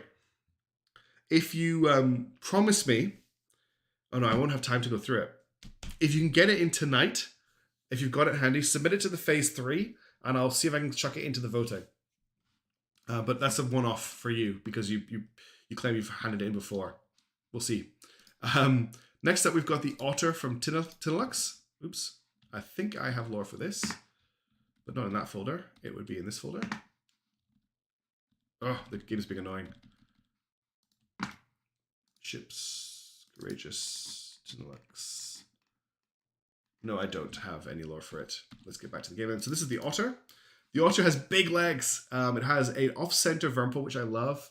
It has a downward firing Zenith, which I love. And it has a lot of engines. 598 kilometers per hour. That's a big... I wish we could have a massive battle royale in Abyss. That would be amazing, but sadly you can't. I'd also love to pit the AI against the AI. Imagine a tournament where each ship fights against another ship in its bracket until we get to the top one. I do like the big frog legs. I like you could jump, like leap into the air rather than needing to boost up. Big leg energy is cool. Incendiary Crab, yes, with the 57mm. I like it. Next up, we have the Beloved by 2Z2. Let's have a look at this. Ship like a limpet ship, derp. That would be crazy. This is a chunky boy with a 180mm cannon. I'm impressed that you got a 180mm cannon on a ship that can travel 227 kilometers per hour and actually looks like it has some defenses. Because that is a lot of money to put into a gun. Because don't you have to pay the 4,000 for the gun, which is basically half of the budget. But you also have to fit on the ammo, which is another 1,000. So it's 5,000 credits just for the gun and the ammo. So it doesn't leave you a lot to build the rest of the ship. So the fact there's so much ship here is quite impressive. It's another 180mm Courageous. Next up, we have the D119 Engineer from Twedda. Now, Twedda, is it T-Rim or Twedda? Which one do you want? Because I've mixed and matched it between the two. I think I have some lore for this too. I do. So this is from Remco, and I've loved this. With Remco, you already knew that you were buying quality refurbished engines. But did you know that's not all we do? Following recent political tensions, Remco is now diversifying, and we'd like to show you our D line of warships. all developed around the RD-59 Behemoth. Our sturdy designs have similar core structures to help speed up construction and delivery from our Kiva-based manufacturing line. Our highly efficient D30Ss also allow buyers to transport their ships as required without breaking the bank on fuel costs. I love the fluff. Let's check out the D119 Engineer. So this whole fleet of ships are built around a particular thing, from what I understand. Yes, they are all built around the RD-59 engine, which is amazing. Don't doubt this ship. It has a top speed of 400 kilometers per hour. It only mounts, unfortunately. Oh, it had some Vermpole. I thought that was 37 millimeters. So we've got the Vermpole. We've got the big boy engine. Hey, Christianity Gaming, how's it going? What else are people saying? This is great. I love it. So so wait till you see the Flower with the RD-59 engine and the Navard with the RD-59 engine. I actually really like the idea. We've got good speed here. We've got good range. The fuel efficiency is actually quite nice. We've got, if you're about Taven, we've got more spam coming in. Let me see if I can do something about that. How do can I just remove the person, put user in timeout? Right, I think I just got rid of them all. This is an engine with a gun attached. Yes, that's exactly what it is. Uni-steering is going to be interesting. It's got good speed. I think the speed's pretty good. Nice. That is a great ship. I really like that. Thank you so much for submitting it. I can't wait to see the rest of them, TRM. There is actually another set. So TRM has another set based around, I'll read the fluff for this because they've come up with some more great fluff. Excerpt for the Mysterious of the Shaxi, the Hidden People. Of the many settlements of the Shaxi, one of the least traveled lies along the eastern rim. The settlement is formed in and around a complex cave system, where the settlers mainly farm mushrooms for their sustenance and are well known for these various fungal delicacies. Escorting their trade to other lands and settlements are many curious vessels, often resembling the mushrooms they transport. Little surprise then that from the discussions with Port Control, the names of these ships can be traced to various fungi. As the settlement is quite remote, to compensate for this, the vessels are built with most thrust fuel-efficient engines available, resulting in designs built solely with large engines. Highfleet crew must be built insanely to handle the Gs. Also, thanks for the heads up, Inibis. So hiding them bans them, I'll remember that. Let's check out the Mycena. It is another ship built around the RD-59. This one has an AK-100, and we've got lots of shaped armor here as well. This is actually a pretty bulky ship. Top speed 354 kilometers per hour, range 1,677. That's a cool ship. Refitted the Varigate aircraft carrier, nice. That's so cool. All right, we have made it to the end of the Courageouses, at least all the ones that will load. Any that don't load, I'll make sure working before voting happens. The next thing we're going to look at is probably what's the top of the list. So that's the Courageouses. Next up, it is the Ballistics. We're going to look at the Ballistics next. I need to load those into the game. So give me a second while I sort that out. So I need to close Highfleet. And let me just do some magic. We can delete these for now. All right, we'll bring the Ballistics over. What's up, Fighter? Hey, Playtime 2, how's it going? No, I'll keep going for a bit, Floof. It's not that late yet. It's only 11:45. We'll maybe get through the Ballistics at least. Right, that's the Ballistics in the game. Oops, going a bit too deep there. Let's not show you the shame pile of my Steam library. Let's open up the Highfleet shortcut. And let's check out the next one. That's cool, Fighter. Oh, yeah, all the ships have been amazing. They've all been so cool and ingenious. I've loved them. Let's see what people have done with the Ballistic. The Ballistic, I'll load the Ballistic first, so we'll discuss it. Let's just make sure these are showing up. They are. So here's the OG Ballistic. The OG Ballistic is a bit of a... how many planes has it got? What did I do, Tavium? Okay, cool. So the OG Ballistic is a bit of an odd ship because it mounts the A-22 multiple rocket launcher, which requires 4 ammo to fire, and it's just awkward, right? It's not great.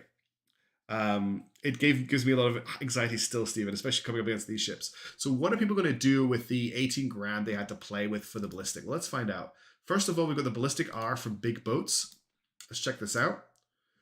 It has an MR500 radar on it, and it still has the MRL. They basically removed the zeniths and put a radar on this ship. Wow.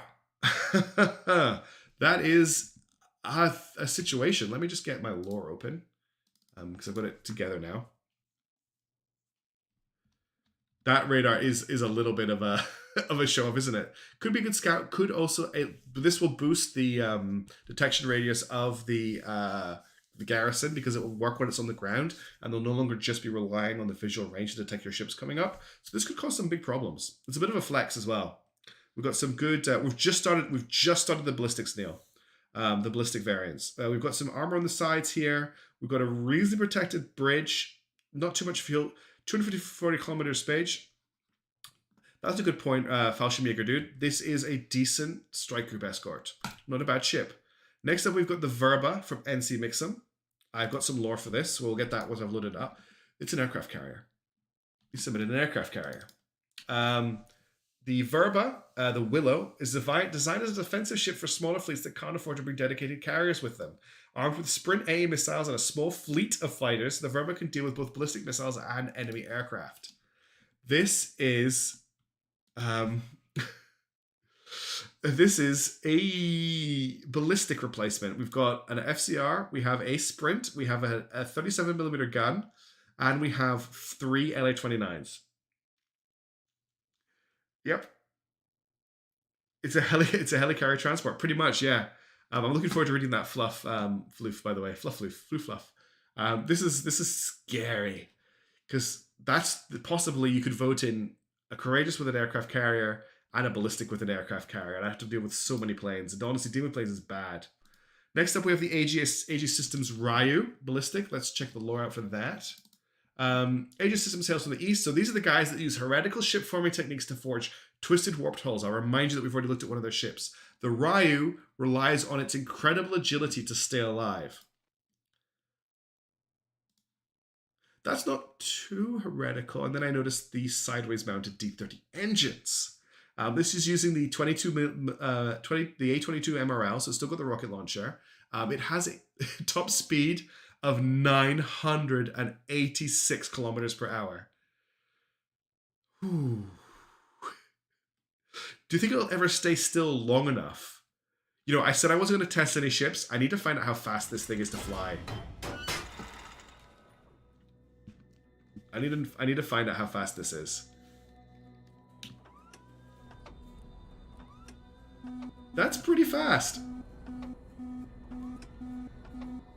That is pretty fast. I'm not going to be able to dodge these missiles.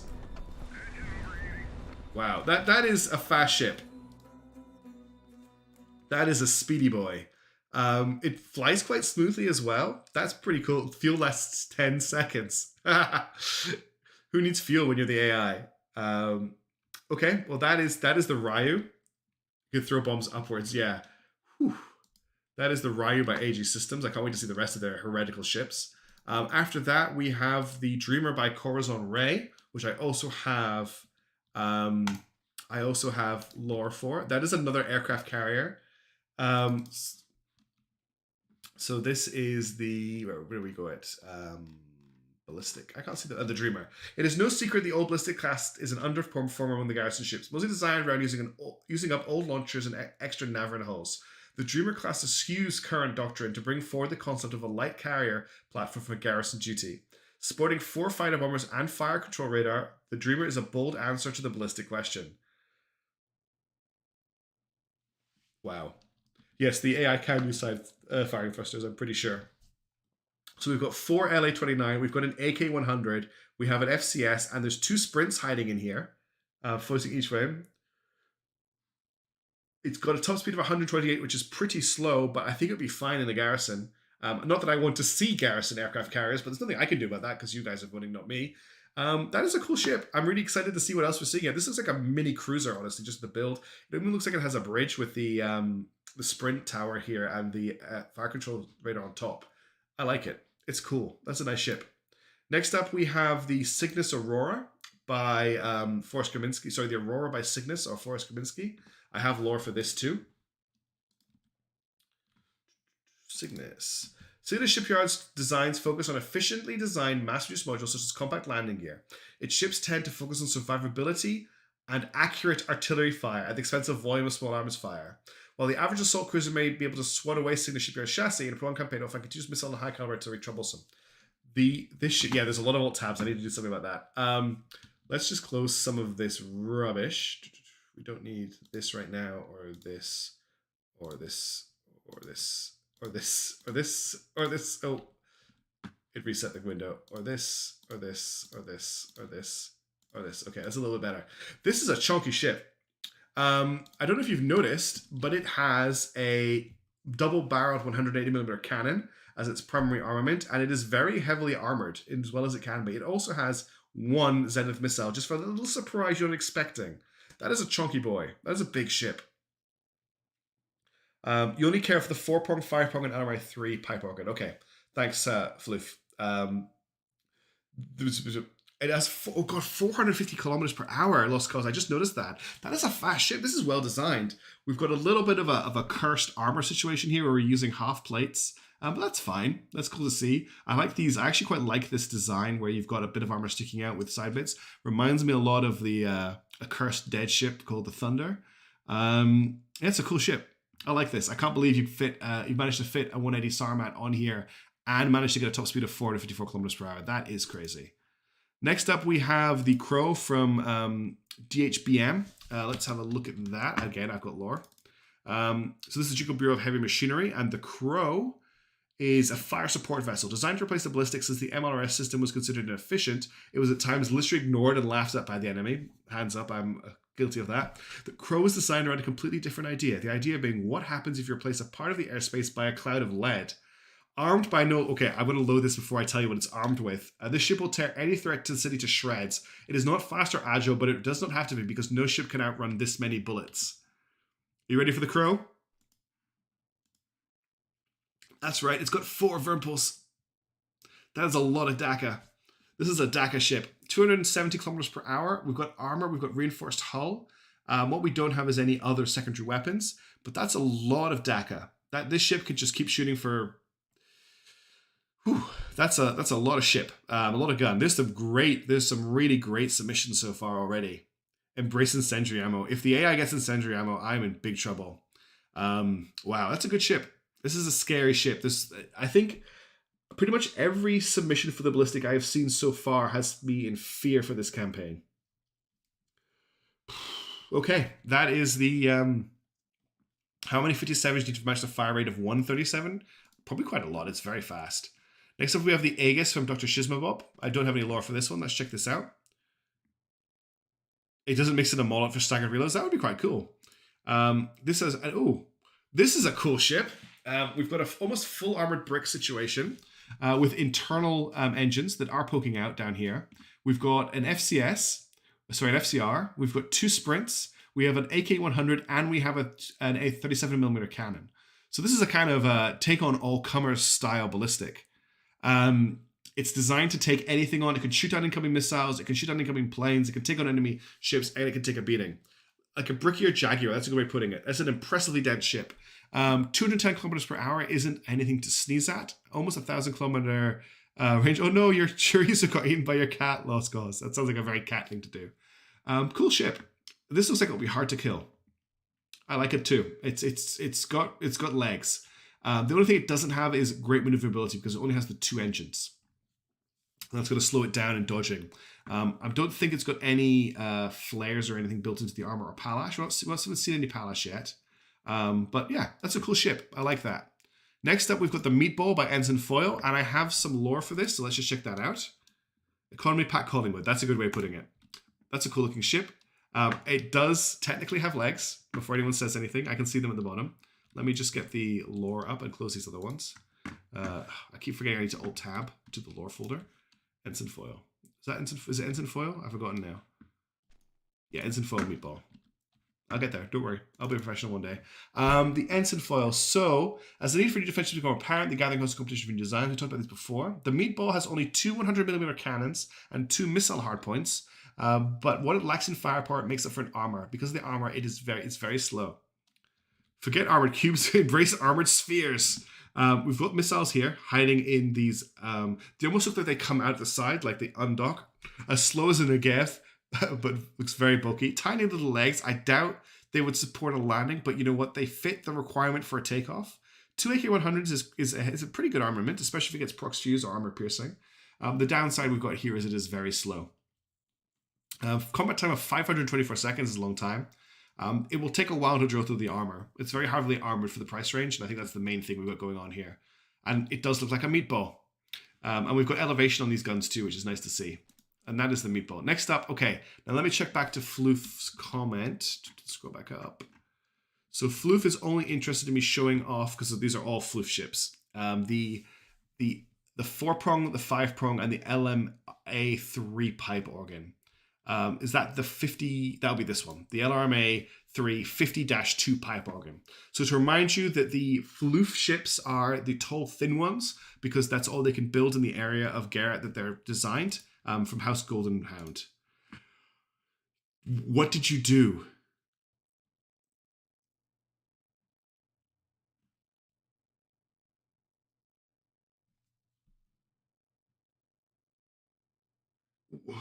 Why are you doing this to me?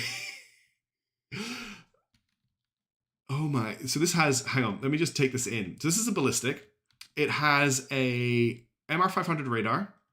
And I need to see what chat's saying, because I had to scroll up. I need to see what chat is saying. Yeah, okay, good. Heresy. I'm glad other people agree. Wow, Floof. What is this? Is sick. This is sick and twisted. The missile knows where it is because it knows where it went. Isn't exactly. So this just to point this out, it has an R3 theater ballistic missile. This has a KH-15P anti-radiation missile, so that will track radar. It has another R3 missile. It has another KH-15P anti-radar missile, and it has an A100 missile.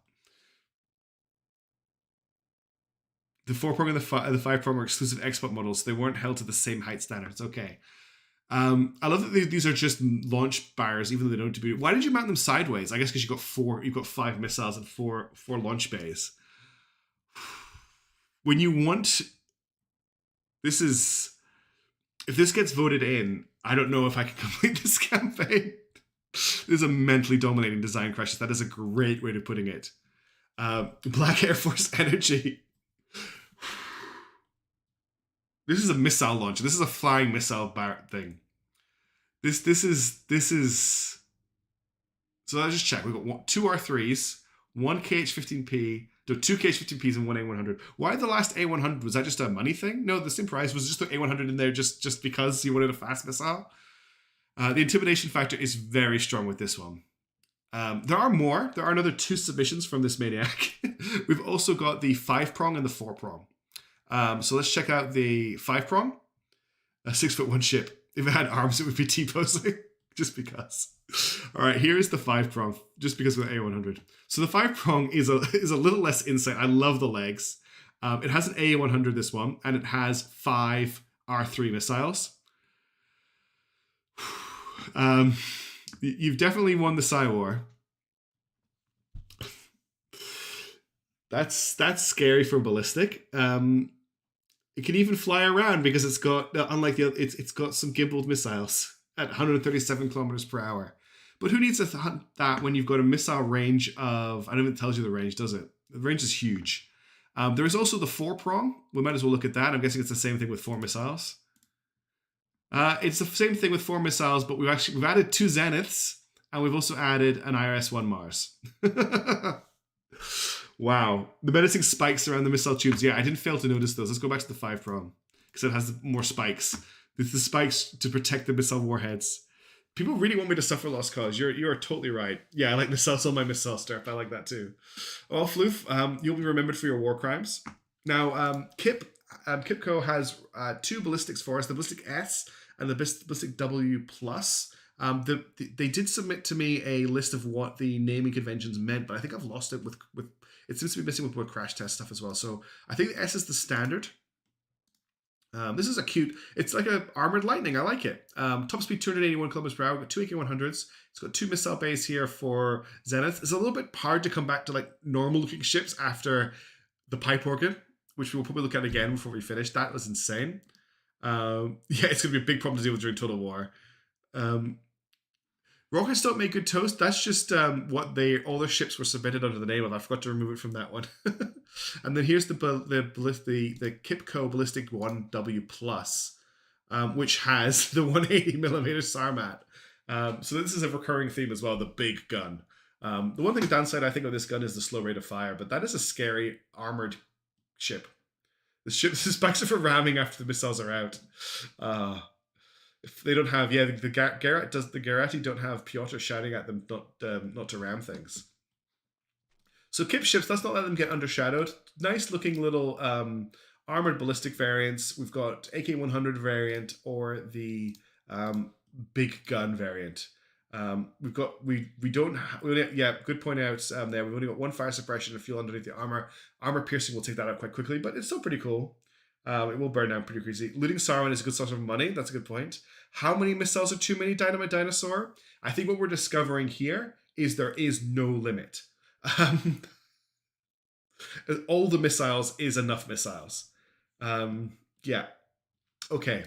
That's my experience of missiles, Dirt 123. I wish people would forget that. Next up, we have the McLean by McRobot. I believe they named it after this because it looks like a certain Die Hard star. There's some interesting things going on with elevation here, but none of the guns are blocked. We've got 2 Zenith. We've got 4 Zeniths and 2 AK-100s. An interesting bit of spaced armor design here. We've got a lot of fuel tanks. Top speed of 195 kilometers per hour. Under armored, which does get missed out quite a lot. You probably would have got a little more speed out of it if you had added a static thruster, but that's pretty cool. Biggest Zenith rack we've seen is 4 or 5 on a Courageous, which is a lot for a Courageous, to be fair. Cool ship. I'm very interested in this armored, this gap in the middle here, and there's also an empty slot here. All fuel bottom right is the theme, I think, here. I'm liking the 2 Zeniths slucking down below, though. That's a good place to put them. If they don't have barrage. It is very unorthodox. You're right, TRM. Different. I also like the multiple redundant antenna. I just like antenna. Just an XXL flower with 24 Zeniths. No thank you. Let's avoid that. Next up, we have the 2-cat for Mr. Nathan. I actually have some lore for this. Was someone speaking about all the Zeniths? Oh my god, that has all the rockets. So Mr. Zenith has submitted the 2-cat. This is a small defense company at Netco. They are a bomb-based design company. The 2-cat ballistic replacement is Hungarian for dozen. This vessel is capable of launching 6 missiles and 6 rockets for a dozen rocket missile salvo. Additionally, 2 bombs are outfitted to deal with against targets below the ship. Armaments: 1 22mm A220, 6 R5 missiles, 2 1,000kg Fab 1000s. Notes: technically the serves as a replacement and combination of both the flower and ballistic ships, which also makes it a more competent threat than the ballistic alone. Name 2-cat as the description above. New flower just dropped. Wow.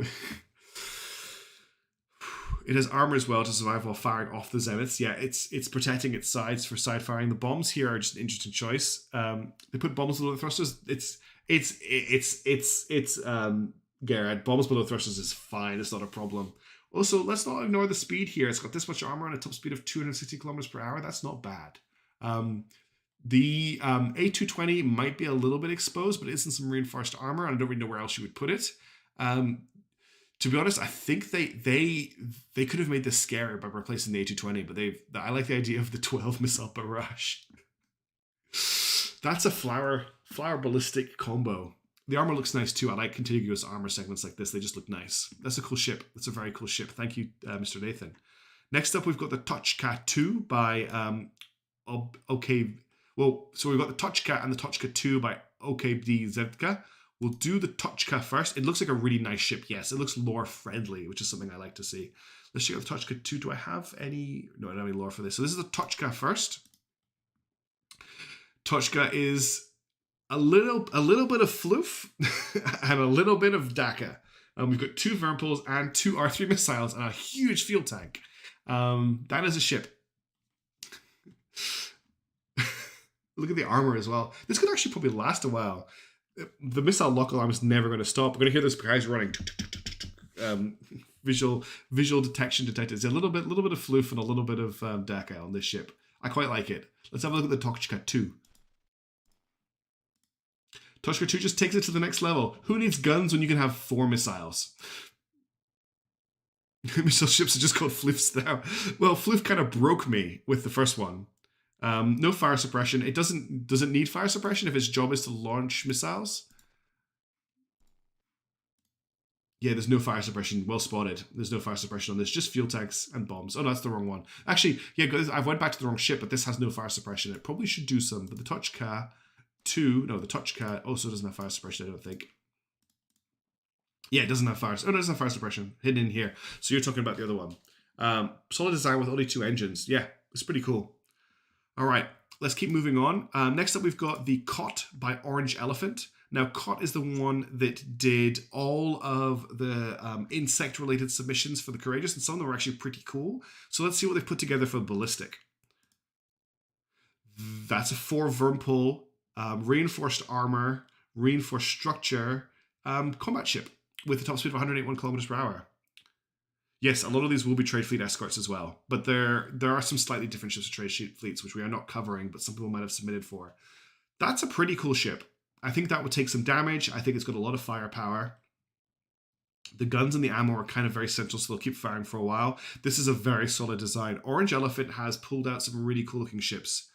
I like this. This looks like it could be quite scary if you want to go for something a bit more, a little bit less terrifying on the surface. But this could be just consistently damaging throughout the campaign. Slow is its downside, but it's a garrison ship. Doesn't need to be that fast, and I guess the armor is there to tank the damage it's going to take. Not bad. It does look nasty. I'm liking this. Orange Elephant is putting out some good stuff. Next up, we've got the AG Systems Ballistics from Pedal Pusher. I have some text for them. So this is the Rio. I actually misread this earlier. No, this isn't the Rio. What is this ship? This is the Ballistic. This might be another Rio. I might have accidentally added this in twice. Let's have a look. Yeah, this is another Rio. We've already looked at this ship. I was accidentally in here twice. No worries. Next up, we've got the Vickers from Kumwat. The Vickers, if I remember right, is a World War I machine gun the Brits used. Let's have a look at what the Vickers is in Highfleet. It's another 4 Vermpole, very heavily armored ship. The biggest issue I can see straight away is the fact all the fuel is down here underneath, but if it gets on the bottom and shoots up, it's pretty scary. Side fighter, top fighter, not a bottom fighter. Quad Vermpoles are a pain to dodge, indeed. It is a wide boy. It's not going to be landing in any Golden Hound areas. Cool. Yes, that's what they are. They're pauldrons. Good spot. 1 battery is great because they're all put together. 4 Vermpole theme has been popular, hasn't it? Most using tanks and such. Cool. I like the pauldrons. It's pretty cool. This bridge could be dangerous. There is a chance that shots could get through the corner here. If I'm right in how I remember how armor works, unless that's changed, and it could come through and pierce that, but it's still a scary ship. That's a lot of firepower in a very tight. One of the advantages this grouping has is the shots come from the center of the ship, the center of mass, and it makes it much easier to aim them when they're spread out. It's easier for the what's the word when your guns and different things. The convergence is a little bit differently, so the commander can shoot out the window with his pistol. Not a lot of A220, no crash. You're right. There's not that much. All right, let's go next to T-Rem's D119 Slugger. Now, if we remember the D119 Engineer, these ships are all built around the RD59 engine. This one has an A220. The legs are misaligned. What? On the Vickers? The legs are misaligned. I will fix that if the campaign comes out. Oh, Fallschirmjäger, you missed something very cursed. I'm just going to go back and show them. You missed all sorts, but you mostly missed this. This is the pipe organ. It has R3 missiles, a KH-15P missile, an A100 missile. It's just here to make me terrified. Left leg is lower, help me. Let's go back and look at the Vickers. I think is it a feature or is it intended? It's a cool ship, by the way. I really like it. Your aircraft carrier variant has a range of 3533. No, you're going to have to fix that. Given the garrisons don't like using cage missiles, I'll probably suggest replacing them with A100s. Okay. The what? Yeah, exactly. The person above you, Melon Colony, is the developer of that thing. Anyway, let's move on from... I really like the Vickers, and the leg is an easy fix. That's a cool ship. Next up, we have the D119 Slugger from T-Rem. I don't have lore from them. This looks a lot like, yeah, we just looked at this. That's right. This is the A220 RD-59 based ship. Top speed of 247 kilometers per hour. It just has the rocket launcher. That's pretty cool. Gonna be honest, the AX3 is a lot better than the Vickers. I'm looking forward to seeing the AX3 then. Next up, we have the Interdictor from Tacos. I do have some lore for them, so let's load that up. We've got a really interesting ship showing up here. Let's read about it. So the, what is this, the Interdictor? A strange design commissioned by a rather enigmatic Tarkhan, the Interdictor is a fast, well-armed missile ship. It is equipped with 2 close-range R5 Zenith anti-ship missiles and a single A100 tactical attack missile, along with a fire control radar to manage the A100 and a small complement of sprint interception missiles carried by the Interdictor. It has garnered a small, loyal core of operators, especially caravans, who swear by its ability to deter or even end engagements before they start with its A100, and its not inconsiderable firepower in a close-range dogfight. I love asymmetry, by the way. So this ship is like screaming to me that I think it's cool. We've got the FCR, we've got 1 Zenith, we've got 2 AK-100s. Where are the sprints? Can anyone spot the sprints? The sprints are downward facing here. And also we have the A100. That's a cool little package, right? That is a cool package. It may not take a lot of hits because it's mostly just standard armor. But it's a cool package. I like this ship. Top speed of 400 kilometers per hour. Don't sleep on that. That's a pretty good speed. Interesting ship with downward sprint work and air raid. Not if they're on the ground. That's a good point. They'd have to be in the air for them to use. Where all I see in here for cruise missile names are A100 variations. I like how practical it is. The caravan would really consider this. Yeah, it is very practical. All of the stuff Tacos has put together is very lore, lore appropriate, I think, which I really like. A lot of people pointing out problems with the downward facing sprints. That is an issue, but I guess if it gets in the air, it's fine, but you can take advantage of that while it's on the ground. It's a shame because you could probably mount them elsewhere. So they've clearly put them, like you could swap them out with the escape pods. You could easily make this swap.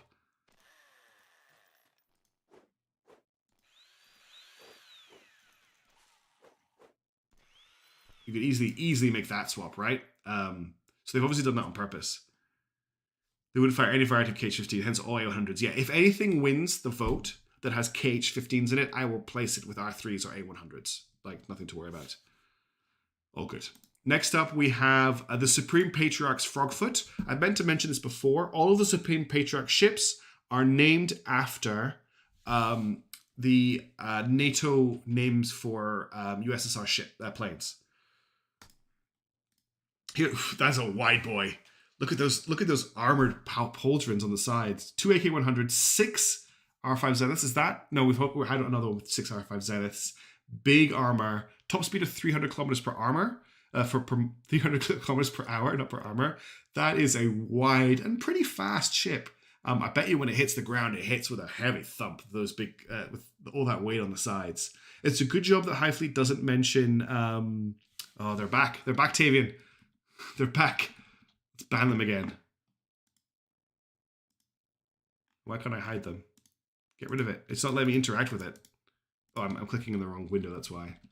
Need to do it here. Oh, Tavian got there. Thank you, Tavian. Let's try to deal with it. That is a slicker Sarma. That's a good shout. I can't wait to see what the Sarmas look like, by the way. Let me just get my chat window back. That's an interesting design. It's very wide. Thank you, Tavian. Yes, you did deal with it very quickly. Thank you. It is a very wide ship. I quite like the way it's built as well. Like you can see these legs. It almost looks like this is structural, even though it's not. There's no way this lands in a dock. No way. It is, and it is pretty quick. It's kind of like a lightning with fists.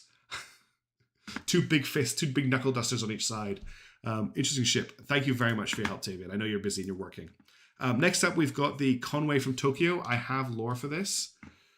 The Conway, Stormer, Fearless, Bay. Where's the Conway?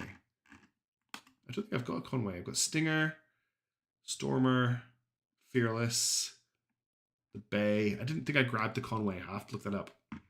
Side-facing landing gear would work out. But you can land sideways. Yeah, you could. That's a good point. Yeah, you just turn it sideways and turn it into a Floof ship. Let's have a look at the Conway. Conway has very nice guns. I thought for a second that was a bomb inside the hull, which is why I stuttered. We've got a Molot and an AK-100. That's not bad. That's good armament. We've got lots of armor. We've got a bomb, because of course. It looks kind of like a Navran. No, not a Navran. It reminds me of some thumbnail of the ship. I can't think of what it is at the top of my head, but that's a very solid entry. Mini Gladiator, yeah, kind of like that.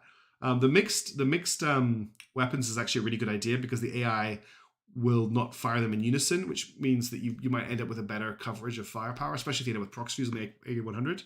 Cool ship. I like it, Tokyo. Next up, we have the 3AK from Cadmium. Excuse me, triple AK100. It is an armored diamond. I like it. We've got 3 AK100s, good elevation on them. No missiles or anything. It does what it says on the tin. It's a pretty scary, yeah, exactly. Separated firing sequence. That's a good ship. Honestly, the firepower on it is quite scary. 3 AK100s can do a lot of damage. It looks like it can take a little bit of a heat. A lot of fuel tanks, though. Only one fire suppressant means it will eventually burn out. The legs might not be aligned looking at it, but that's easy to fix. I wonder if it lands okay. But cool ship. I like the diamond rather than the square, trying to break away from that armored brick view. That's a nice intuition. Now we have the Super Courageous R from Crash Test Productions. Remember, all of these ships are themed after the Courageous, just built up. So this is the Super Courageous R.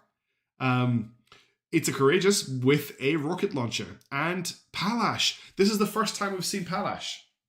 The Super Courageous R is the latest variant of the Super Courageous series in a bid that Braveheart could sell the Super Courageous as a package deal to the Gathering Republic army. You are the first person to include Palash Crash Test in this so far, and I'm really happy to see it.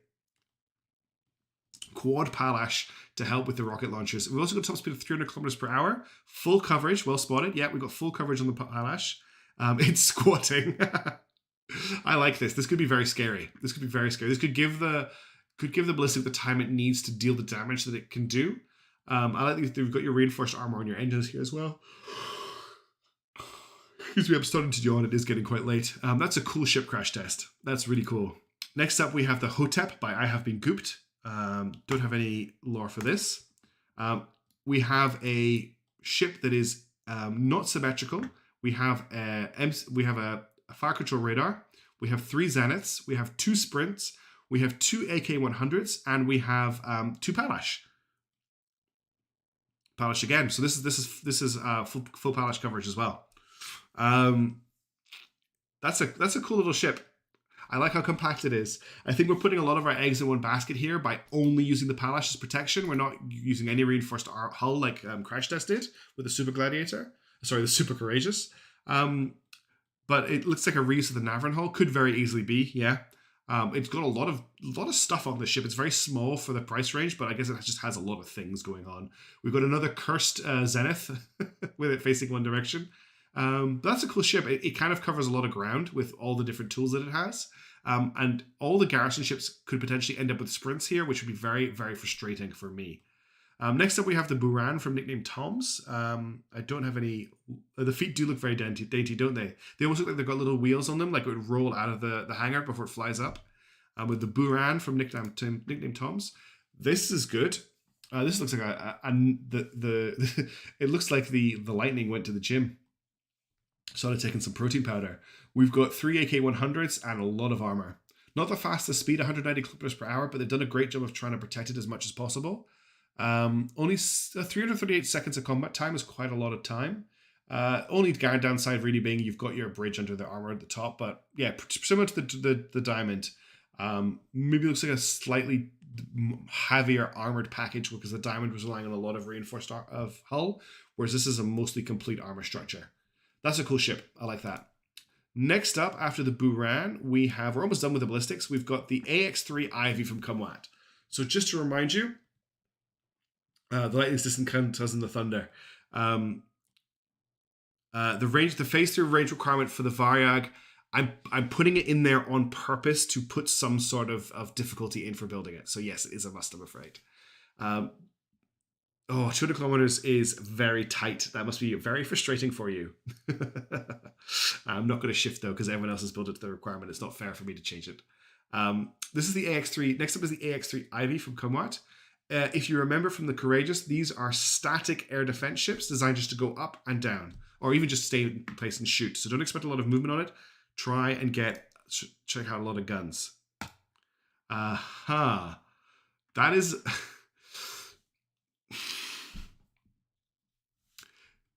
This ship has a radar.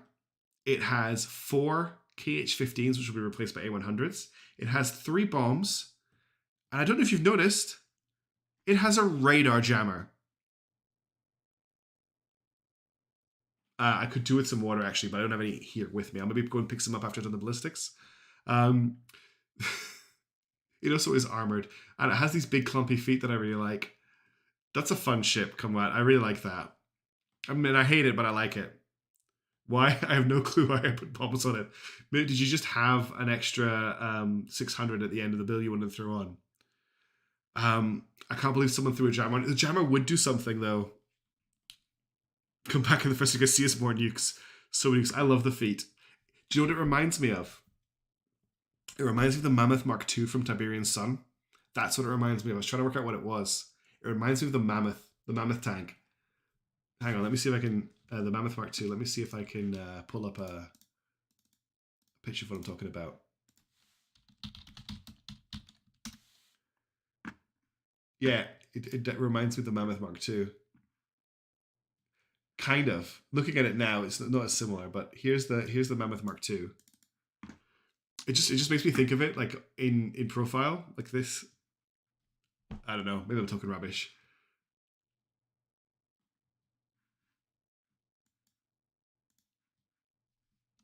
Yeah, you could totally slide a lightning into phase 3. No problem at all. Phase 3 is open to anything that you want to put in. You guys see it? Yeah, it looks like the Mammoth Mark II. So there you go, Kumquat. You remind me of Tiberian Sun, which is one of my favorite strategy games ever. So thank you. Famous RTSs. Next up, we have the Brute from Silent Snack. Do I have lore for this? I feel like I've done a little lore this time around. No lore from Silent Snack for the Brute. Let's check it out. That has a 180mm double barrel. No missiles that I can see. It does have flares, which unfortunately I don't think the AI will use. I don't think the AI will use flares, sadly. But it has a big gun, and it's flying a little bit close to the sun, I think. 183 kilometers per hour. It's got armor, but it's quite exposed. These generators, these other crew quarters, not generators. Is that a blade of crew? Is that a blade of crew for defense? Yes, it is a blade of crew. The crew is 326% over. It's a blade of crew. The ship is a war crime. It's got meat armor. How effective is meat armor?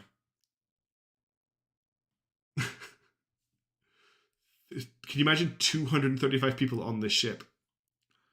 That is that is a thing. Next up, we have the Sentinel for Tuzit. What is how fat the crew is? That's not nice. Sentinel 2 has. Hey, we've beaten the record of 6 zeniths. This ship has 8 zeniths. Like a helicopter plate through butter. 8 zeniths, 2 AK-100s. That's a scary amount of firepower, to be honest. 8 zeniths is a lot of missile. If this stays in the back of the combat, shooting with those AK-100s and firing those missiles off one by one, it could cause a lot of problems. If you can't solve a problem with zeniths, you're not using enough of them, exactly. Want to ship with those zeniths. That's a lot of zeniths. This is the zenith ship. So that's the Sentinel. Fast. Yeah, oh yeah, 420 kilometers per hour. That is a fast ship.